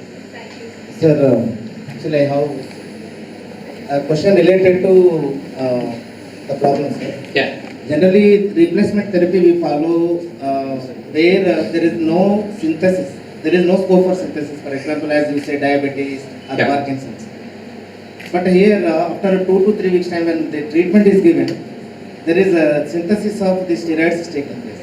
So are you doing any approaches to trigger the synthesis of steroids in the pregnant women? Yeah, I think once they go through this treatment, the next week onwards they will start synthesizing their own neurosteroids. Okay? Because the body, when they are going through this postpartum depression, the symptoms are because of the neurosteroid deficiency. They are unable to make enough. They are making a little bit, but it's not enough. So give them some more time so that they will heal. Healing process. Everything is healing. Give it time. Give it time, and then the healing process starts. And then they may not even have this much demand for the neurosteroids after healing process. They feel so good that they can even survive the normal amount of neurosteroids. See, you need more things when you are stressed, right? A normal person doesn't need that. So more stress means more cortisol you need to recoup the body. It's like that. So after 1 week they feel better. So very rarely recurrent things happen. Yeah. But for epilepsy is a different thing. So each time they get epilepsy. So they continue to take medicine. Thank you. Yeah, before I tell about couple of questions I have, with your inspiring things, I hope few hundreds of students of our college, not only in this auditorium but in seminar hall, they must have got inspired. Not even a single company of India could produce a molecule, and one university through your team has produced couple of new molecules and one more in pipeline. So that's something so inspiring, and I hope all my students must have got inspired. And a big round of applause. I think to get one molecule in your slides I have seen, few molecules you have tried and one has become successful. Maybe it's not just 300 billion, but maybe much more than what Texas might have spent on it. Anyway, first question is do you foresee in future, near future or long future, Indian universities getting tied with some companies, and universities have a lot of focused research people like you, where you have done your PhD in Punjab University. There are a lot of universities in India who have focused researchers. They getting tied up with some company and producing some new molecules in India. Do you foresee any such happenings in near or long future? And second one is, I would like to give a brief intro on which will inspire all my students is the transition of the skills that you have. I have seen your skills during B.Pharm. Your hostel room never used to get opened. Only once in the morning after breakfast, closed means closed. Only till lunch, no, it's closed. And adjacent my room never closes. So that from that point of time, the transition of your skills, you have done M.Pharm in Kakatiya University. I think basic research skills you might have learned. In Punjab University, you have done PhD. I think most of the skills maybe there you might have acquired. Then interdisciplinary skills you must have acquired, without which I don't think this many new molecules. You are talking more of medicinal chemistry, even though you are a pharmacologist, and you have tried different dosage forms also. So you have done pharmaceutics research also, you have the expertise. So how that transition of the skills, not just pharmacology, but much more than pharmacology, you have done medicinal chemistry work, and then statistics work, and regulatory work. Getting the approval of phase 1, phase 2, phase 3 from US FDA, and monitoring that NDA file from US FDA, it's again regulatory science skills. And I see in all these skills, the presentation skills. Not only having the core skills, but the way you might have presented during your PhD, PDF, or to the Texas University people to give that confidence. Presentation skills, also I think students need to appreciate from stages to stages, getting crores, hundreds of crores of money from Texas University, on this you please brief something which will definitely inspire hundreds of the students who are in this college, and it's being viewed online also. Yeah, thanks Dr. Srinivas.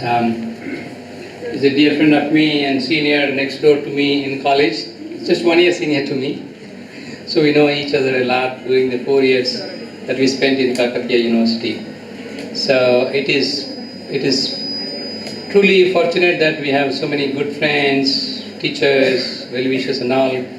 It always feels so good naming a baby, right? When you have a baby, you always think about naming a baby, right? How happy you are to name a baby. I mean, none of you are married right now, but when you get married, most of us who in the front 3 rows, we just thought about baby names, right? So babies' names maybe 100 years, okay? A drug name, maybe 1000 years. So I had that privilege of finding new. Now I am in the search for new names after ganaxolone. So I already named one as lisaxolone, one as velaxolone. I don't want to be it's a sambaxolone because I don't want to touch my name. So I'm going my place, Agilan, agaxolone. So I have naming rights for my molecules, right? So this is the happy state of mind that we create. To Srinivas' question, we create our molecules in India, whether it's academia or small companies. So the future belongs to us. See, this manpower we don't have in America. Okay, so manpower is the main thing that's deficient. So this is the well-trained brains that you have. Don't put them in the sleep mode. So you don't need faculty job also. You can start your own lab. Okay. Get started slowly. Make some few molecules. Try to find a niche. Anything that you make, there will be some market, right? Because the world is wide open right now. So academia is one possibility, or small industries. Okay. Most of America, the new inventions happen in small industry. Academia supports, And academia once in a while happen these cases. But majority of the small molecules are made by 4-member company, 5-member company. After PhD, you work for somebody. Okay? This, sorry to say that, this coolie state of mind, labor state of mind has to be vanished from your brain. You don't want to be a coolie for somebody else. You got to be a leader in your own self. Innovator. Always to be innovator. You can do it. Don't be a coolie to somebody else lifelong. Learning for few years is not coolie thing, it's a training. But you doing the same job for next 50 years is a coolie. So the innovator mind you have to inculcate, then you can start small companies. A 5-member company, 10-member company, go find an investor. Sir, we are making this, can you invest 10 crores or 5 crores or 50% stakeholder? So you can do that. Like you have so many apps, IT and all, there's no exception. In our case, it's molecule, right? So you can do it in academia. So I think future is bright. But there is no future unless you think, right? Thought process has to come, okay? So it's you who will make the difference. So you don't go chasing somebody in America, okay? So you can make wonders here also. So if you come there, fine, come and do it, invent. So academia is one place, but mostly I envisage the small companies, startups we call incubation centers, can make a huge difference in the new drug discovery. It doesn't have to be a new drug, a new solvent, a new catalyst, new way of improving the process. There's a market, right? So new intermediate, faster way of things, better stability. So you have a lot of things that you can innovate. So then new drug discovery happens slowly, if you focus. You don't have to go all the way from new chemical to phase 3. You do few steps and sell it to somebody. Make a package and sell it to somebody. That's how America works. No small company will, Pfizer never made the vaccine they made. They acquired for somebody, right? Small company. Even Paxlovid, Merck didn't make it. Somebody, 4 or 5 people company made it, they acquired. So it's all these days acquiring the knowledge from small companies. So it is still possible in India, right? And research doesn't need huge investments. Few people synthesizing compound, because you are not producing. You are not bulk producing, 100 tons or 200 tons. You are not manufacturing. You are only research, right? Your only cost is labor, people.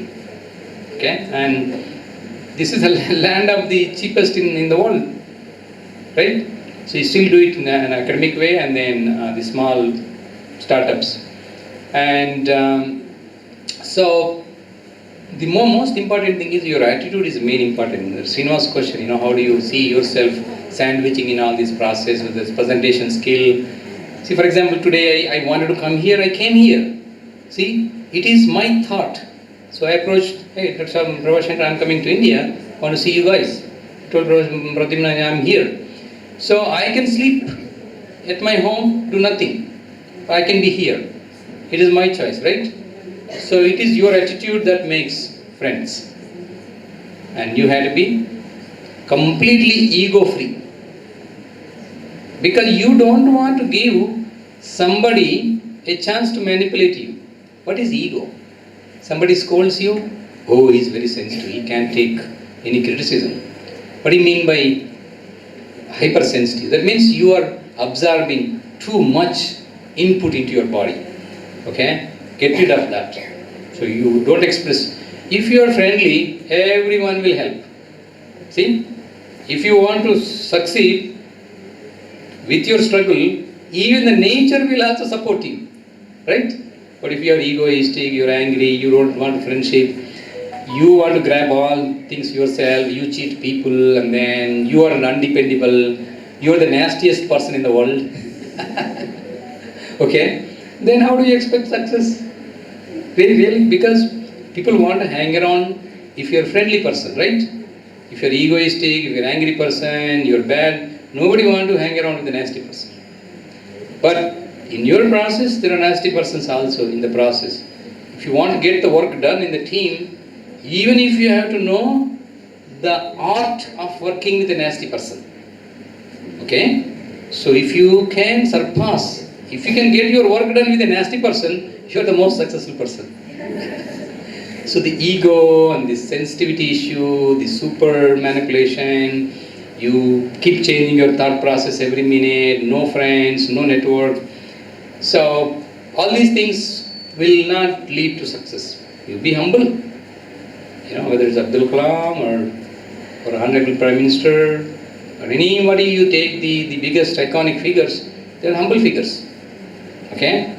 So you have not seen anyone who is egoistic made into big iconic figure, right? So this friendliness helps if you want to succeed from integrating the different fields and amalgamating and successful, because you generate the trust. If somebody is investing $100 million for phase 2 clinical trial, first thing what you will see is Srinivas trustable or not. First question. Technical, who cares? Secondary technical, we can solve the problem. But is Srinivas trustable or not, dependable or not? Because they are investing on Srinivas thoughts, right? So that is the main thing. You know, if you're friendly, trustable, dependable, deliver the goods, pass on. Okay? And if you're undependable, you're gone. Because the word spreads very quickly. Unreliable, bad reputation. Okay? Because why are you all praising me? Because I am successful. Why I become successful? I am not a nasty person. Right? If I am a nasty person, today I would not have been here. You are honoring me because of my humbleness. So that's why these skills sets, the networking skill set, the social skills and all these things, the humbleness, lack of ego and all those things, it is you who decide those things. You don't give that power to others. Okay? Then whether big success, small success comes, success will come. Even if success don't come, you will be still happy, right? A lot of people will like you. You don't have to discover a new drug to be a hero. Unfortunately, heroes have to live silent life alone. Okay? And most, they don't even have many friends. But if you're a good person, happy person, friendly person, you are lovable. Your children will love you, your town will love you, your neighbors will love you. Your name will generate happiness. Person will not be there, right? Huh? Your cutout, Telugu cinema, your cutout will generate the energy, right? So your name will generate that. All of it you're making. So that's why whether it's presentation skill, finding an investor, you know, convincing somebody to donate, it's all good causes. You're all doing this exhibition society and all good causes you're doing, right? Trust. So all of these are helpful for students who are aspiring. So for short-term gain, you don't want to cheat. You don't want to become an unreliable person. You don't want to become a nasty person. Because then you are creating your own failure path. Nobody will work with you in the future. Because word spreads and your trueness will come out. So that's why most successful industrialists, people, educators, any leaders anywhere, there's a trust ingredient. That's very, very important. And from that, everyone will help you. You don't have presentation skill, another friend will help you. Okay? You don't have money to do something, somebody else will come and help you. Because the trust, hey, Srinivas is good. It's okay. I'll put 1 crore on his business. Even if I lose, I'm okay. Because I know that this guy is trustable. So that kind of situation happens, you know. For example, anywhere you go get the training, you be loyal. Okay? Don't just live for the hour. Look for long distance. So that's why I think this humbleness, simpleness, lack of ego and all those things you have to inculcate in your mind. So attitudinally. So your attitude will take you where you want to go. So and it's completely in your hands, not your lecturers. They will teach you technical knowledge, how to do things. But if you only have right attitude, you will get it. Right? So that's one thing that you all have experienced. Each of us have a different spectrum of absorption capacity, whatever in chemistry. So, and if it is not right time, you wait for your right time. Even Arjuna didn't learn Gita until the war started. They are friends, Krishna and Arjuna, friends for lifelong. But Krishna never thought, is it right time to teach Arjuna the Bhagavad Gita? Arjuna was living that he is the greatest hero, the mighty warrior, that he can defeat anyone. He realized that he is the coward on the day of the war, right? This is a fight war. Then Arjuna and Krishna thought, this is the right time to teach Bhagavad Gita to Arjuna. Arjuna realized that he is nothing. Till that time he was thinking he is a hero. Right? So like that, your time will come when you will get different things.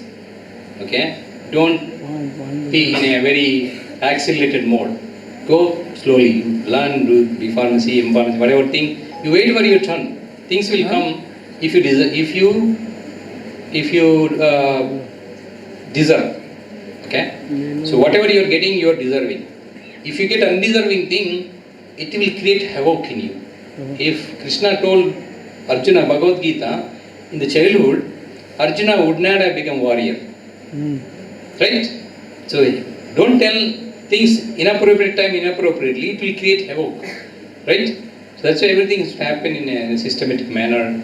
So that's why I think you have to wait for that kind of a situation. So don't be in a hurry and go through the stages of life. When things happen, good. Things doesn't happen, still good. Right? So I think is that... One question from me. Yes. Being a lifetime marketer, Right. I would like to ask a marketing question. I hope I am audible. Yeah. I am audible. Yeah. So, is this products, are these products of yours commercially available in the US?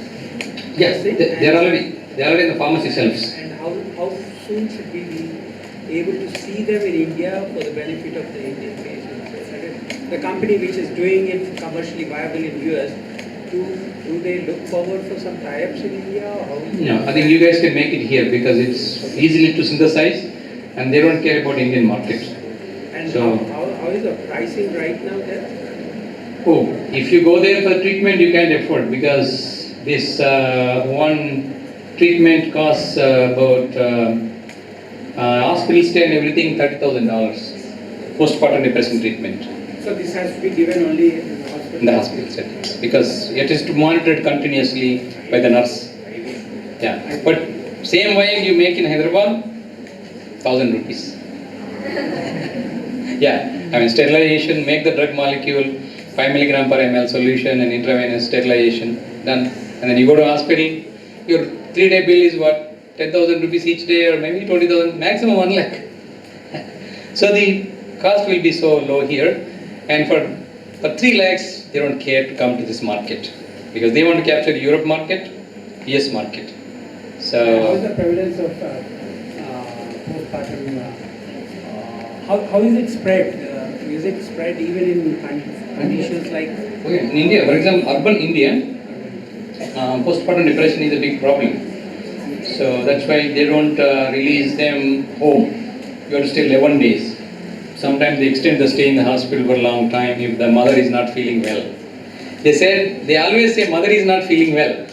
They will not tell what is happening to the mother. So they'll keep her here so that they can watch and all. But unfortunately that is not available here. But it will be in a year or two. Some of the companies may be already synthesizing it. So as soon as the FDA approves, some company already in the reverse engineering process here, maybe in the 6 months will be available. So, and it doesn't have patent. That's a good thing. Rexenol doesn't have patent. Yeah. It's open market. Yeah. Even ganaxolone patent expired 2014 itself. They only have formulation patent. So formulation patent is unenforceable in India. So you can make your own formulation. So both molecules are up for grabs. Yeah. Good afternoon, sir. Sir, in case of antidepressant drugs, after sudden fall of the antidepressant drug, withdrawal symptoms. In case of postpartum depression drug, does the pregnant woman undergo any withdrawal after termination of the treatment? Does she undergo any withdrawal symptom problems, sir? Good question. If you are the scientist, what would you design the protocol? Tell me. Like, I'll do structural modifications in the drug moiety such that it doesn't cause the withdrawal symptoms after that, and I'll keep patient with me for more 1 month so that I can resolve that withdrawal symptom problems also. So for every problem, there are 2 solutions. Easy solution, okay, complex solution. We always have to go with easy solution. The easy solution is just to do the tapering of the drug, right? Intravenous infusion, reduce 2 milligrams per ml to 1 mg, 0.5 mg, 0.25 mg over a period of 6 to 8 hours, tapering. Simple solution. You don't have to create new drug, right? Sir, they also say in some cases the antidepressants will be addictive, drug addictive. That in this case is also happens. No, these are not addictive substances. So they are not, they produce sedation and all, but they are not addictive. Plus these compounds are not available in the street, somebody can inject and feel high. It's not a cocaine. People don't take ganaxolone intravenous and feel high. Like benzodiazepine they take, for example, cocaine they take, heroin they take. These substances are not like that. So in the postpartum depression, we have already designed we ramped it like this slowly, 0.25, 0.5, 1 milligram and 2 milligram. And maintain the 2 milligram for about 60 hours. Then slowly 1.5 milligram, 1 milligram to tapering. Like steroid withdrawal, like tapering. Simple protocol, same medicine. And that protocol you can redesign per patient also. If they need more stability, you can maintain more. Withdrawal, everyone tapering, so that to avoid the withdrawal thing. During the withdrawal process, you have to observe the patient. Are the symptoms coming back or not? If the symptoms coming back, you will lengthen the withdrawal a little longer than 6 hours. That way it's easy solution. So as a pharmacist, you always have to find first easy solution. For everything you don't want to synthesize new drug. Invest 100 millions. Right? So like that, yeah. So that's the need of the hour. Thank you. Last question. We are going to conclude in 2 minutes. Last question. So what is the impact of digital technology on your drug invention? Is the first question. And second question is, what are the side effects that you have observed on your drug in postpartum depression? Yeah, we have not observed too many side effects because sedation is a natural extension of the pharmacology of these neurosteroids. So sedation is not a bad thing for a woman gave childbirth because she's sitting in a bed only, right? She's not working, she's not going and driving car. If you drive car, sedation is a problem, right? So slight sedation is okay, good. And then since we are maintaining the dose in a tight range, we know how much sedation she gets. And then we taper it and there is no sedation after next day, okay? So that sedation is one side effect which is natural extension. There is no problem with that. So we don't have hepatotoxicity, kidney injury and all those things. It's pretty safe drug. Because it is the drug that we already have in our brain. We formulated it, right? So safe compound. The first question you said is the digital technology. There is no such thing as a digital technology. It is these thoughts that we have, we are putting them into codes. Artificial intelligence. Right now you are a natural intelligent, right? Your brain is naturally intelligent. Now you are trying to use that in a chip, artificial intelligence. You create certain codes. I want to discover new ganaxolone, super ganaxolone. You give the structure and you give the desirable features. And then the molecular modeling, we call artificial intelligence, whatever.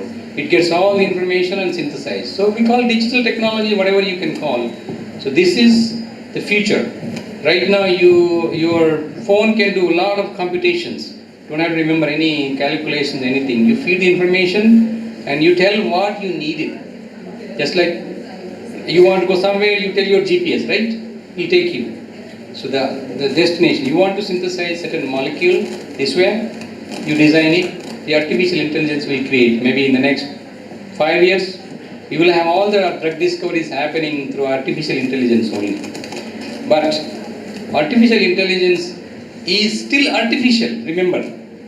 It is still artificial, that's why it is artificial. It depends on the code you give, right? From here to somewhere you go to Gachibowli and then the navigation. So the navigation is Google created this map, okay? Through map only you go to the last destination. If the map you created is different, from that only you go. So artificial intelligence has that weakness. The codes that you give to it will decide what it will produce. And it will not have the self-correction capabilities. Natural intelligence, that's the way to go. Because we think every minute, every second, and we self-correct. For artificial intelligence, it is just one stop. it will execute the job. Okay, so the execution it happens, and for production and all those things good.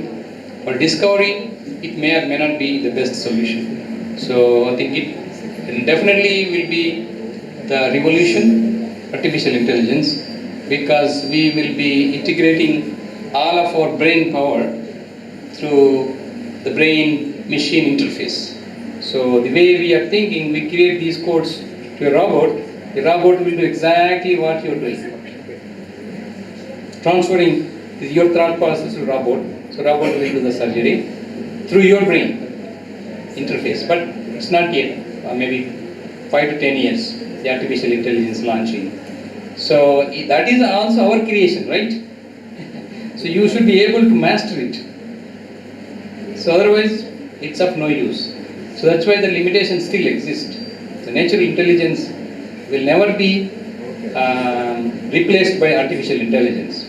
So we will be creating super artificial intelligence machines in the future, but still it is the natural intelligence that will dominate forever.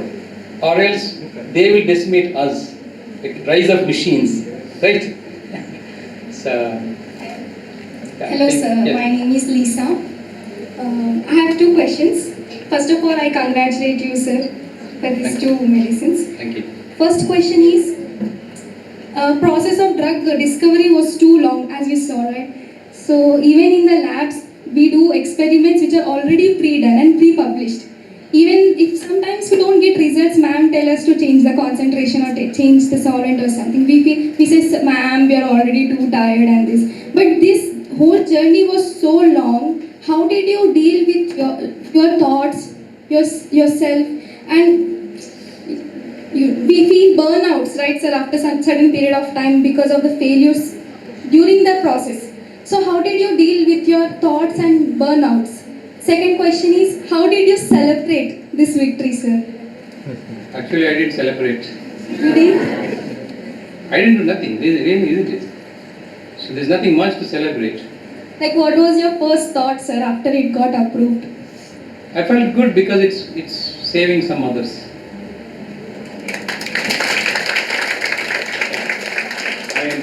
How many mothers passed away with the baby blues? Countless people in the villages, for example. A lot of mothers. So that is one thing that you are benefiting, a life-changing situation. So it's not, celebration means, it is not winning a lottery or something that you celebrate. It is this long journey process. So if somebody is getting benefited, that is the joy that you get. And that is the ultimate celebration. So if you are helping somebody, if that person feels good, don't you feel happy? You don't have to go to pub and club and have 10 pegs to celebrate. You don't have to chemically manipulate yourself. That's a wrong concept in the celebration part. Never ever expose your body to unwanted chemicals. Any chemical that you put in your body is an unwanted other than food. Okay? You can be happy. To feel happy, what do you need? It's a feeling, right? You can create the feeling yourself. You don't have to add alcohol to your body. By adding alcohol, you are artificially creating artificial intelligence, right? See, you can naturally be happy. You are helping somebody. Some others are getting saved with the drug, happy. Okay, and send you email. I get a lot of emails. Oh, my mother was saved, my sister was saved. And then when I get thank you note, that's a celebration. So that's how I celebrate myself when I get good notes from people who are getting benefited. Don't have to go party and everything. So the first question is, anything that you do, you don't want to feel burnout. The burnout thing is a nonsense concept. Because what is meant by burnout? Okay, that means you don't enjoy what you do. Right? Okay? For everything, you have to see the sound. What is the sound that you are producing? Burnout. What is burnout? It means you are not enjoying what you are doing. Don't do it. Don't do it. Do what you enjoy. Okay? Then that will sustain you long. So then there is no burnout. There is no need for things. So that means you enjoy what you do. Irrespective of whether your evening you get the results or not. Just keep enjoying. Just enjoy the process, not the outcome. If you only enjoy outcome, you're asking for unhappiness every day. At the end of the day, nothing comes, madam, I'm tired, I'm going home. You tell, ma'am, I tried. This has happened, I'll try tomorrow morning. You excite your maiden. Madam, I tried, everything going good, but I'll come tomorrow morning. Even if she irritates you at the end of the day, oh, you were gadai, godai, you didn't do all, then, okay, ma'am, thank you, I'll see you tomorrow morning. Don't take it. Don't receive it. Noise cancellation. Okay, you have the technology now? Noise cancellation in your iPhones? Huh? Why have we discovered that? Any unwanted sound should not reach your brain. You do double noise cancellation. Anyone tells you, goda hai, gada hai, noise cancel. Then you are by yourself. No sound will reach you. So you will do things happily. So there is no burnout phenomena. Don't think that you have to be successful in everything that you do. Over a period of time, you will be successful. But don't look for immediate success. And then if you don't get it, don't be despair. Don't make yourself to be a failure. Because once you think that you are a failure, you will become failure. That's the problem with the brain. The minute you are scared, you are dead. That's the type of situation, because it will shut down all your brave circuits. Okay? There's no ghost, for example. The minute you imagine a ghost, your entire system collapses. So that's why don't give that option of seeking pleasure from the outcome. Eliminate that option. Just feel pleasure by doing the work. And in that process, outcome comes, good. Nothing comes, still good. So then you will last longer.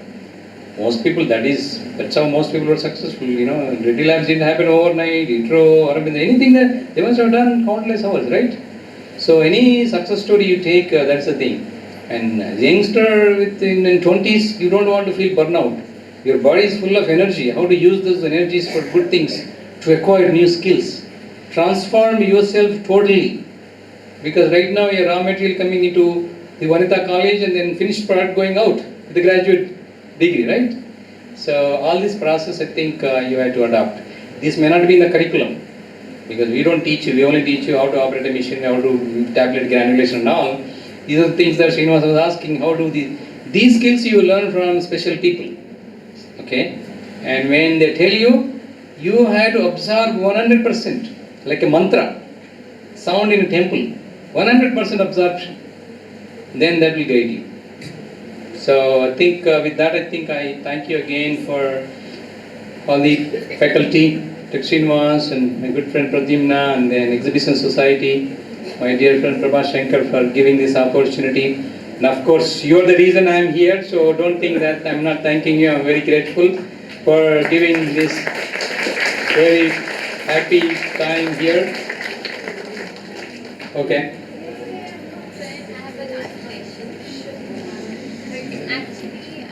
Come here, I can't hear you.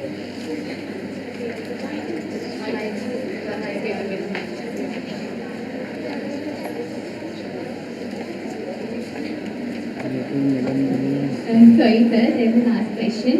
So the drug ganaxolone, for which type of epilepsy is it exactly used for? Because there are many types, right? So which type of epilepsy is it exactly used for? Yeah, good question. Generalized epilepsy and partial epilepsy, these are the two things. So it can be used for both actually, but right now it is approved for partial epilepsy. So, and then sometime partial epilepsy becomes generalized over a period of time. So when FDA approves, we have to put a term. So right now it is approved for genetic, generalized seizures. So it encompasses even partial also. So. Sir, can the EEG of an epileptic person sometimes show up normal? Yes, they are normal, quite normal, other than when they are having seizures, right? Because their circuit is not hyper-discharging. Only when they are going through the seizure, then they will have a hyper-discharging circuit. So most of us feel normal. This is normal activity. And if there is abnormal activity going on, you feel anxious, you feel fearful, you feel depressed, then your EEG changes. Okay? So because this is the outcome that your brain activity pattern will show. So in the epilepsy patient, when they are not having seizures, there is a spike activity comes and goes. Okay? So that doesn't do anything to them, but by recording EEG, the physician, neurologist will tell this person have epilepsy, that's why he's having spikes once in a while. We call interictal spikes. So EEG can't be confirmatory for it. Yeah. It has to be full seizure. That's why somebody has to tell at home what happened yesterday. Or these days we have video cameras everywhere. So present one video clip to the neurologist. Then he can define whether partial seizure or generalized. Thank you. Thank you.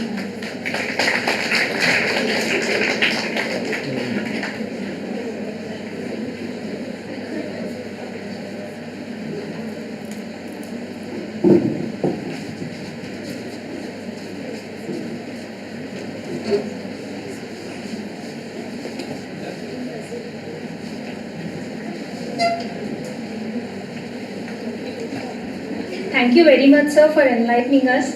The enormous research carried out by you over the years has been presented in a lucid way, and it was very inspiring and informative, and it was a valuable insight, sir. Thank you very much.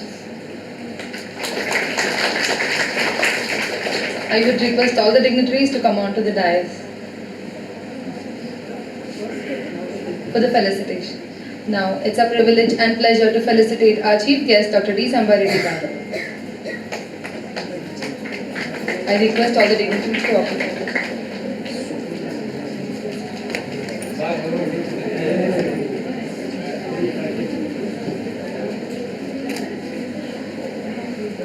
Thank you for providing this audience.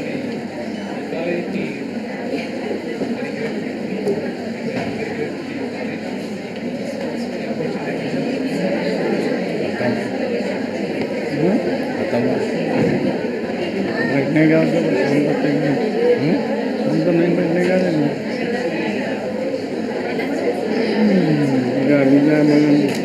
I would request the dignitaries on the dais to do the honors.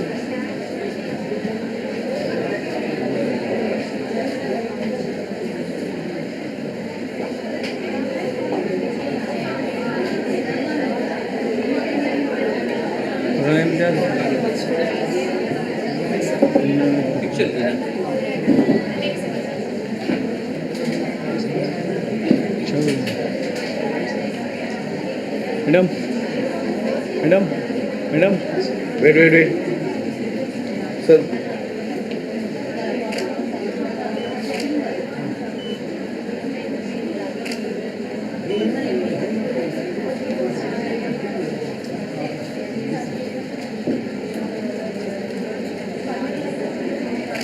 Sir sir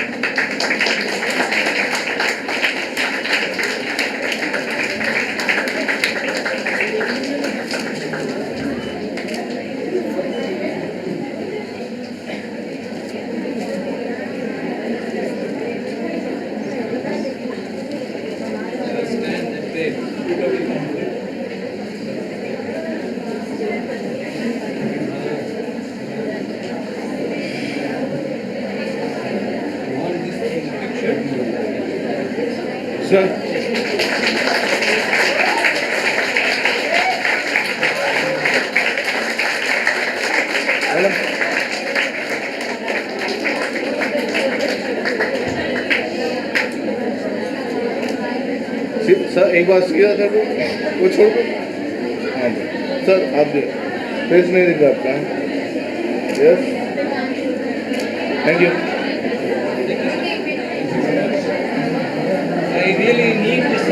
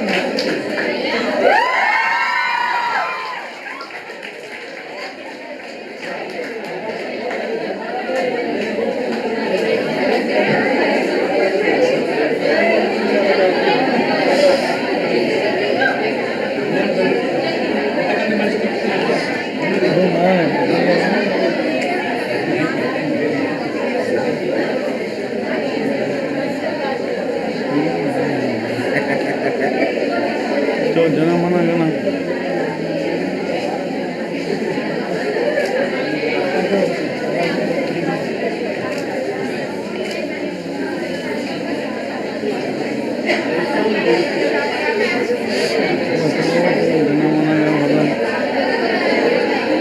ओए thanks thanks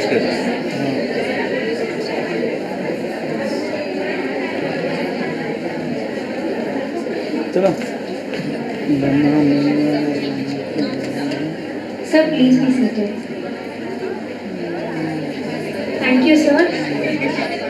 I will now request our Honorary Secretary, Sri V. Sainath Dayakar Shastri, sir, to propose the vote of thanks.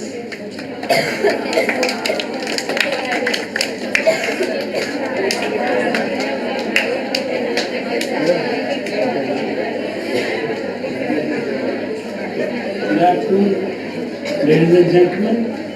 I, V. Sainath Dayakar Shastri, on behalf of the management, staff and students of Sarojini Naidu, Vanita Pharmacy, Maha Vidyalaya, take the privilege of offering the vote of thanks to today's international seminar on iconic meetings, discovery of brain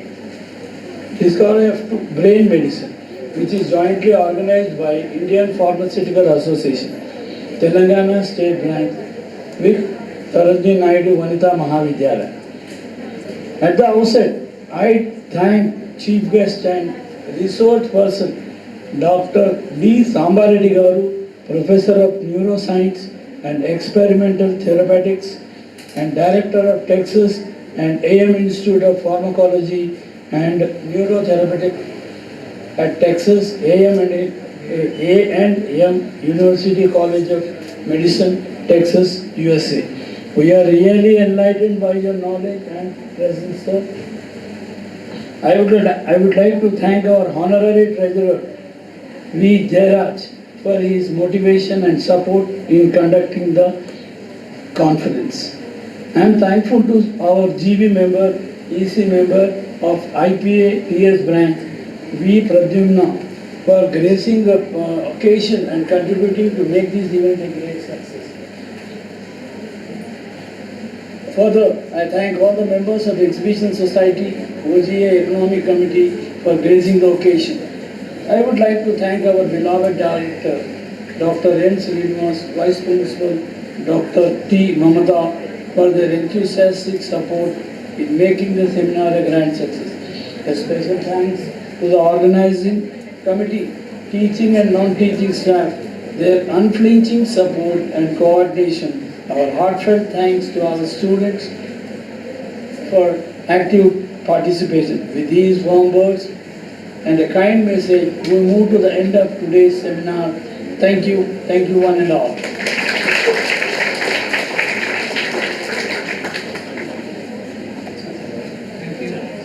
Thank you, sir. I request M. Mamta and Sai Priya of PFAM 7th Sem for National Anthem. I request everyone to rise for the National Anthem.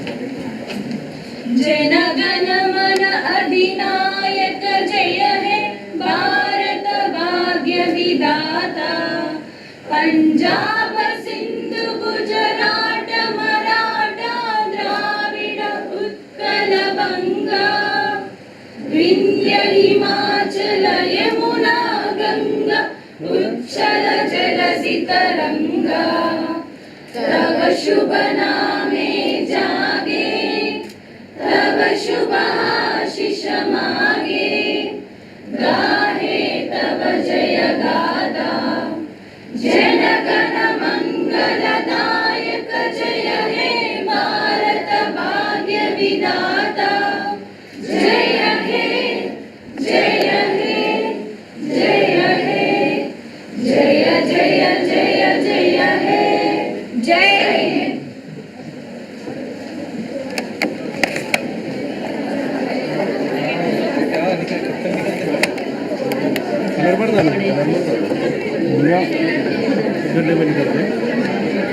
I request all the dignitaries to please stay on the stage, and I request all the teaching staff to please come onto the stage for photo.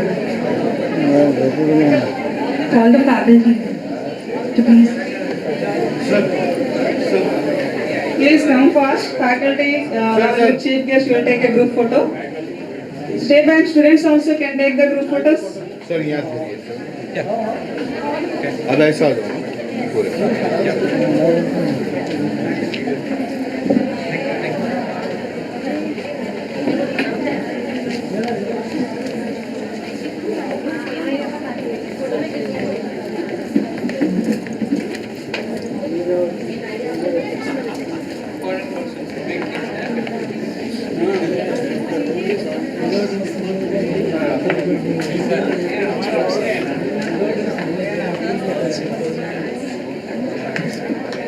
चलिए madam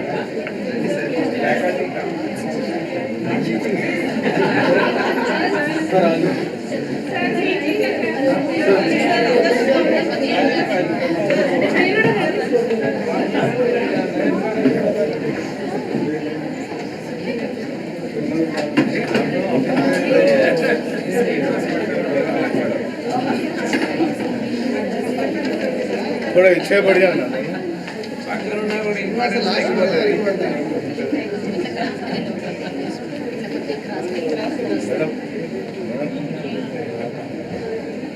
इमदाद पीछे इमदाद पीछे पीछे madam पीछे पीछे sir sir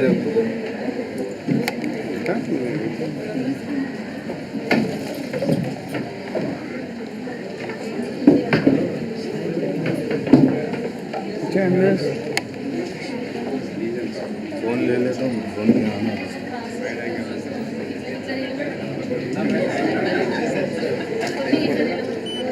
चलो सामने देखिए प्लीज एक सेकंड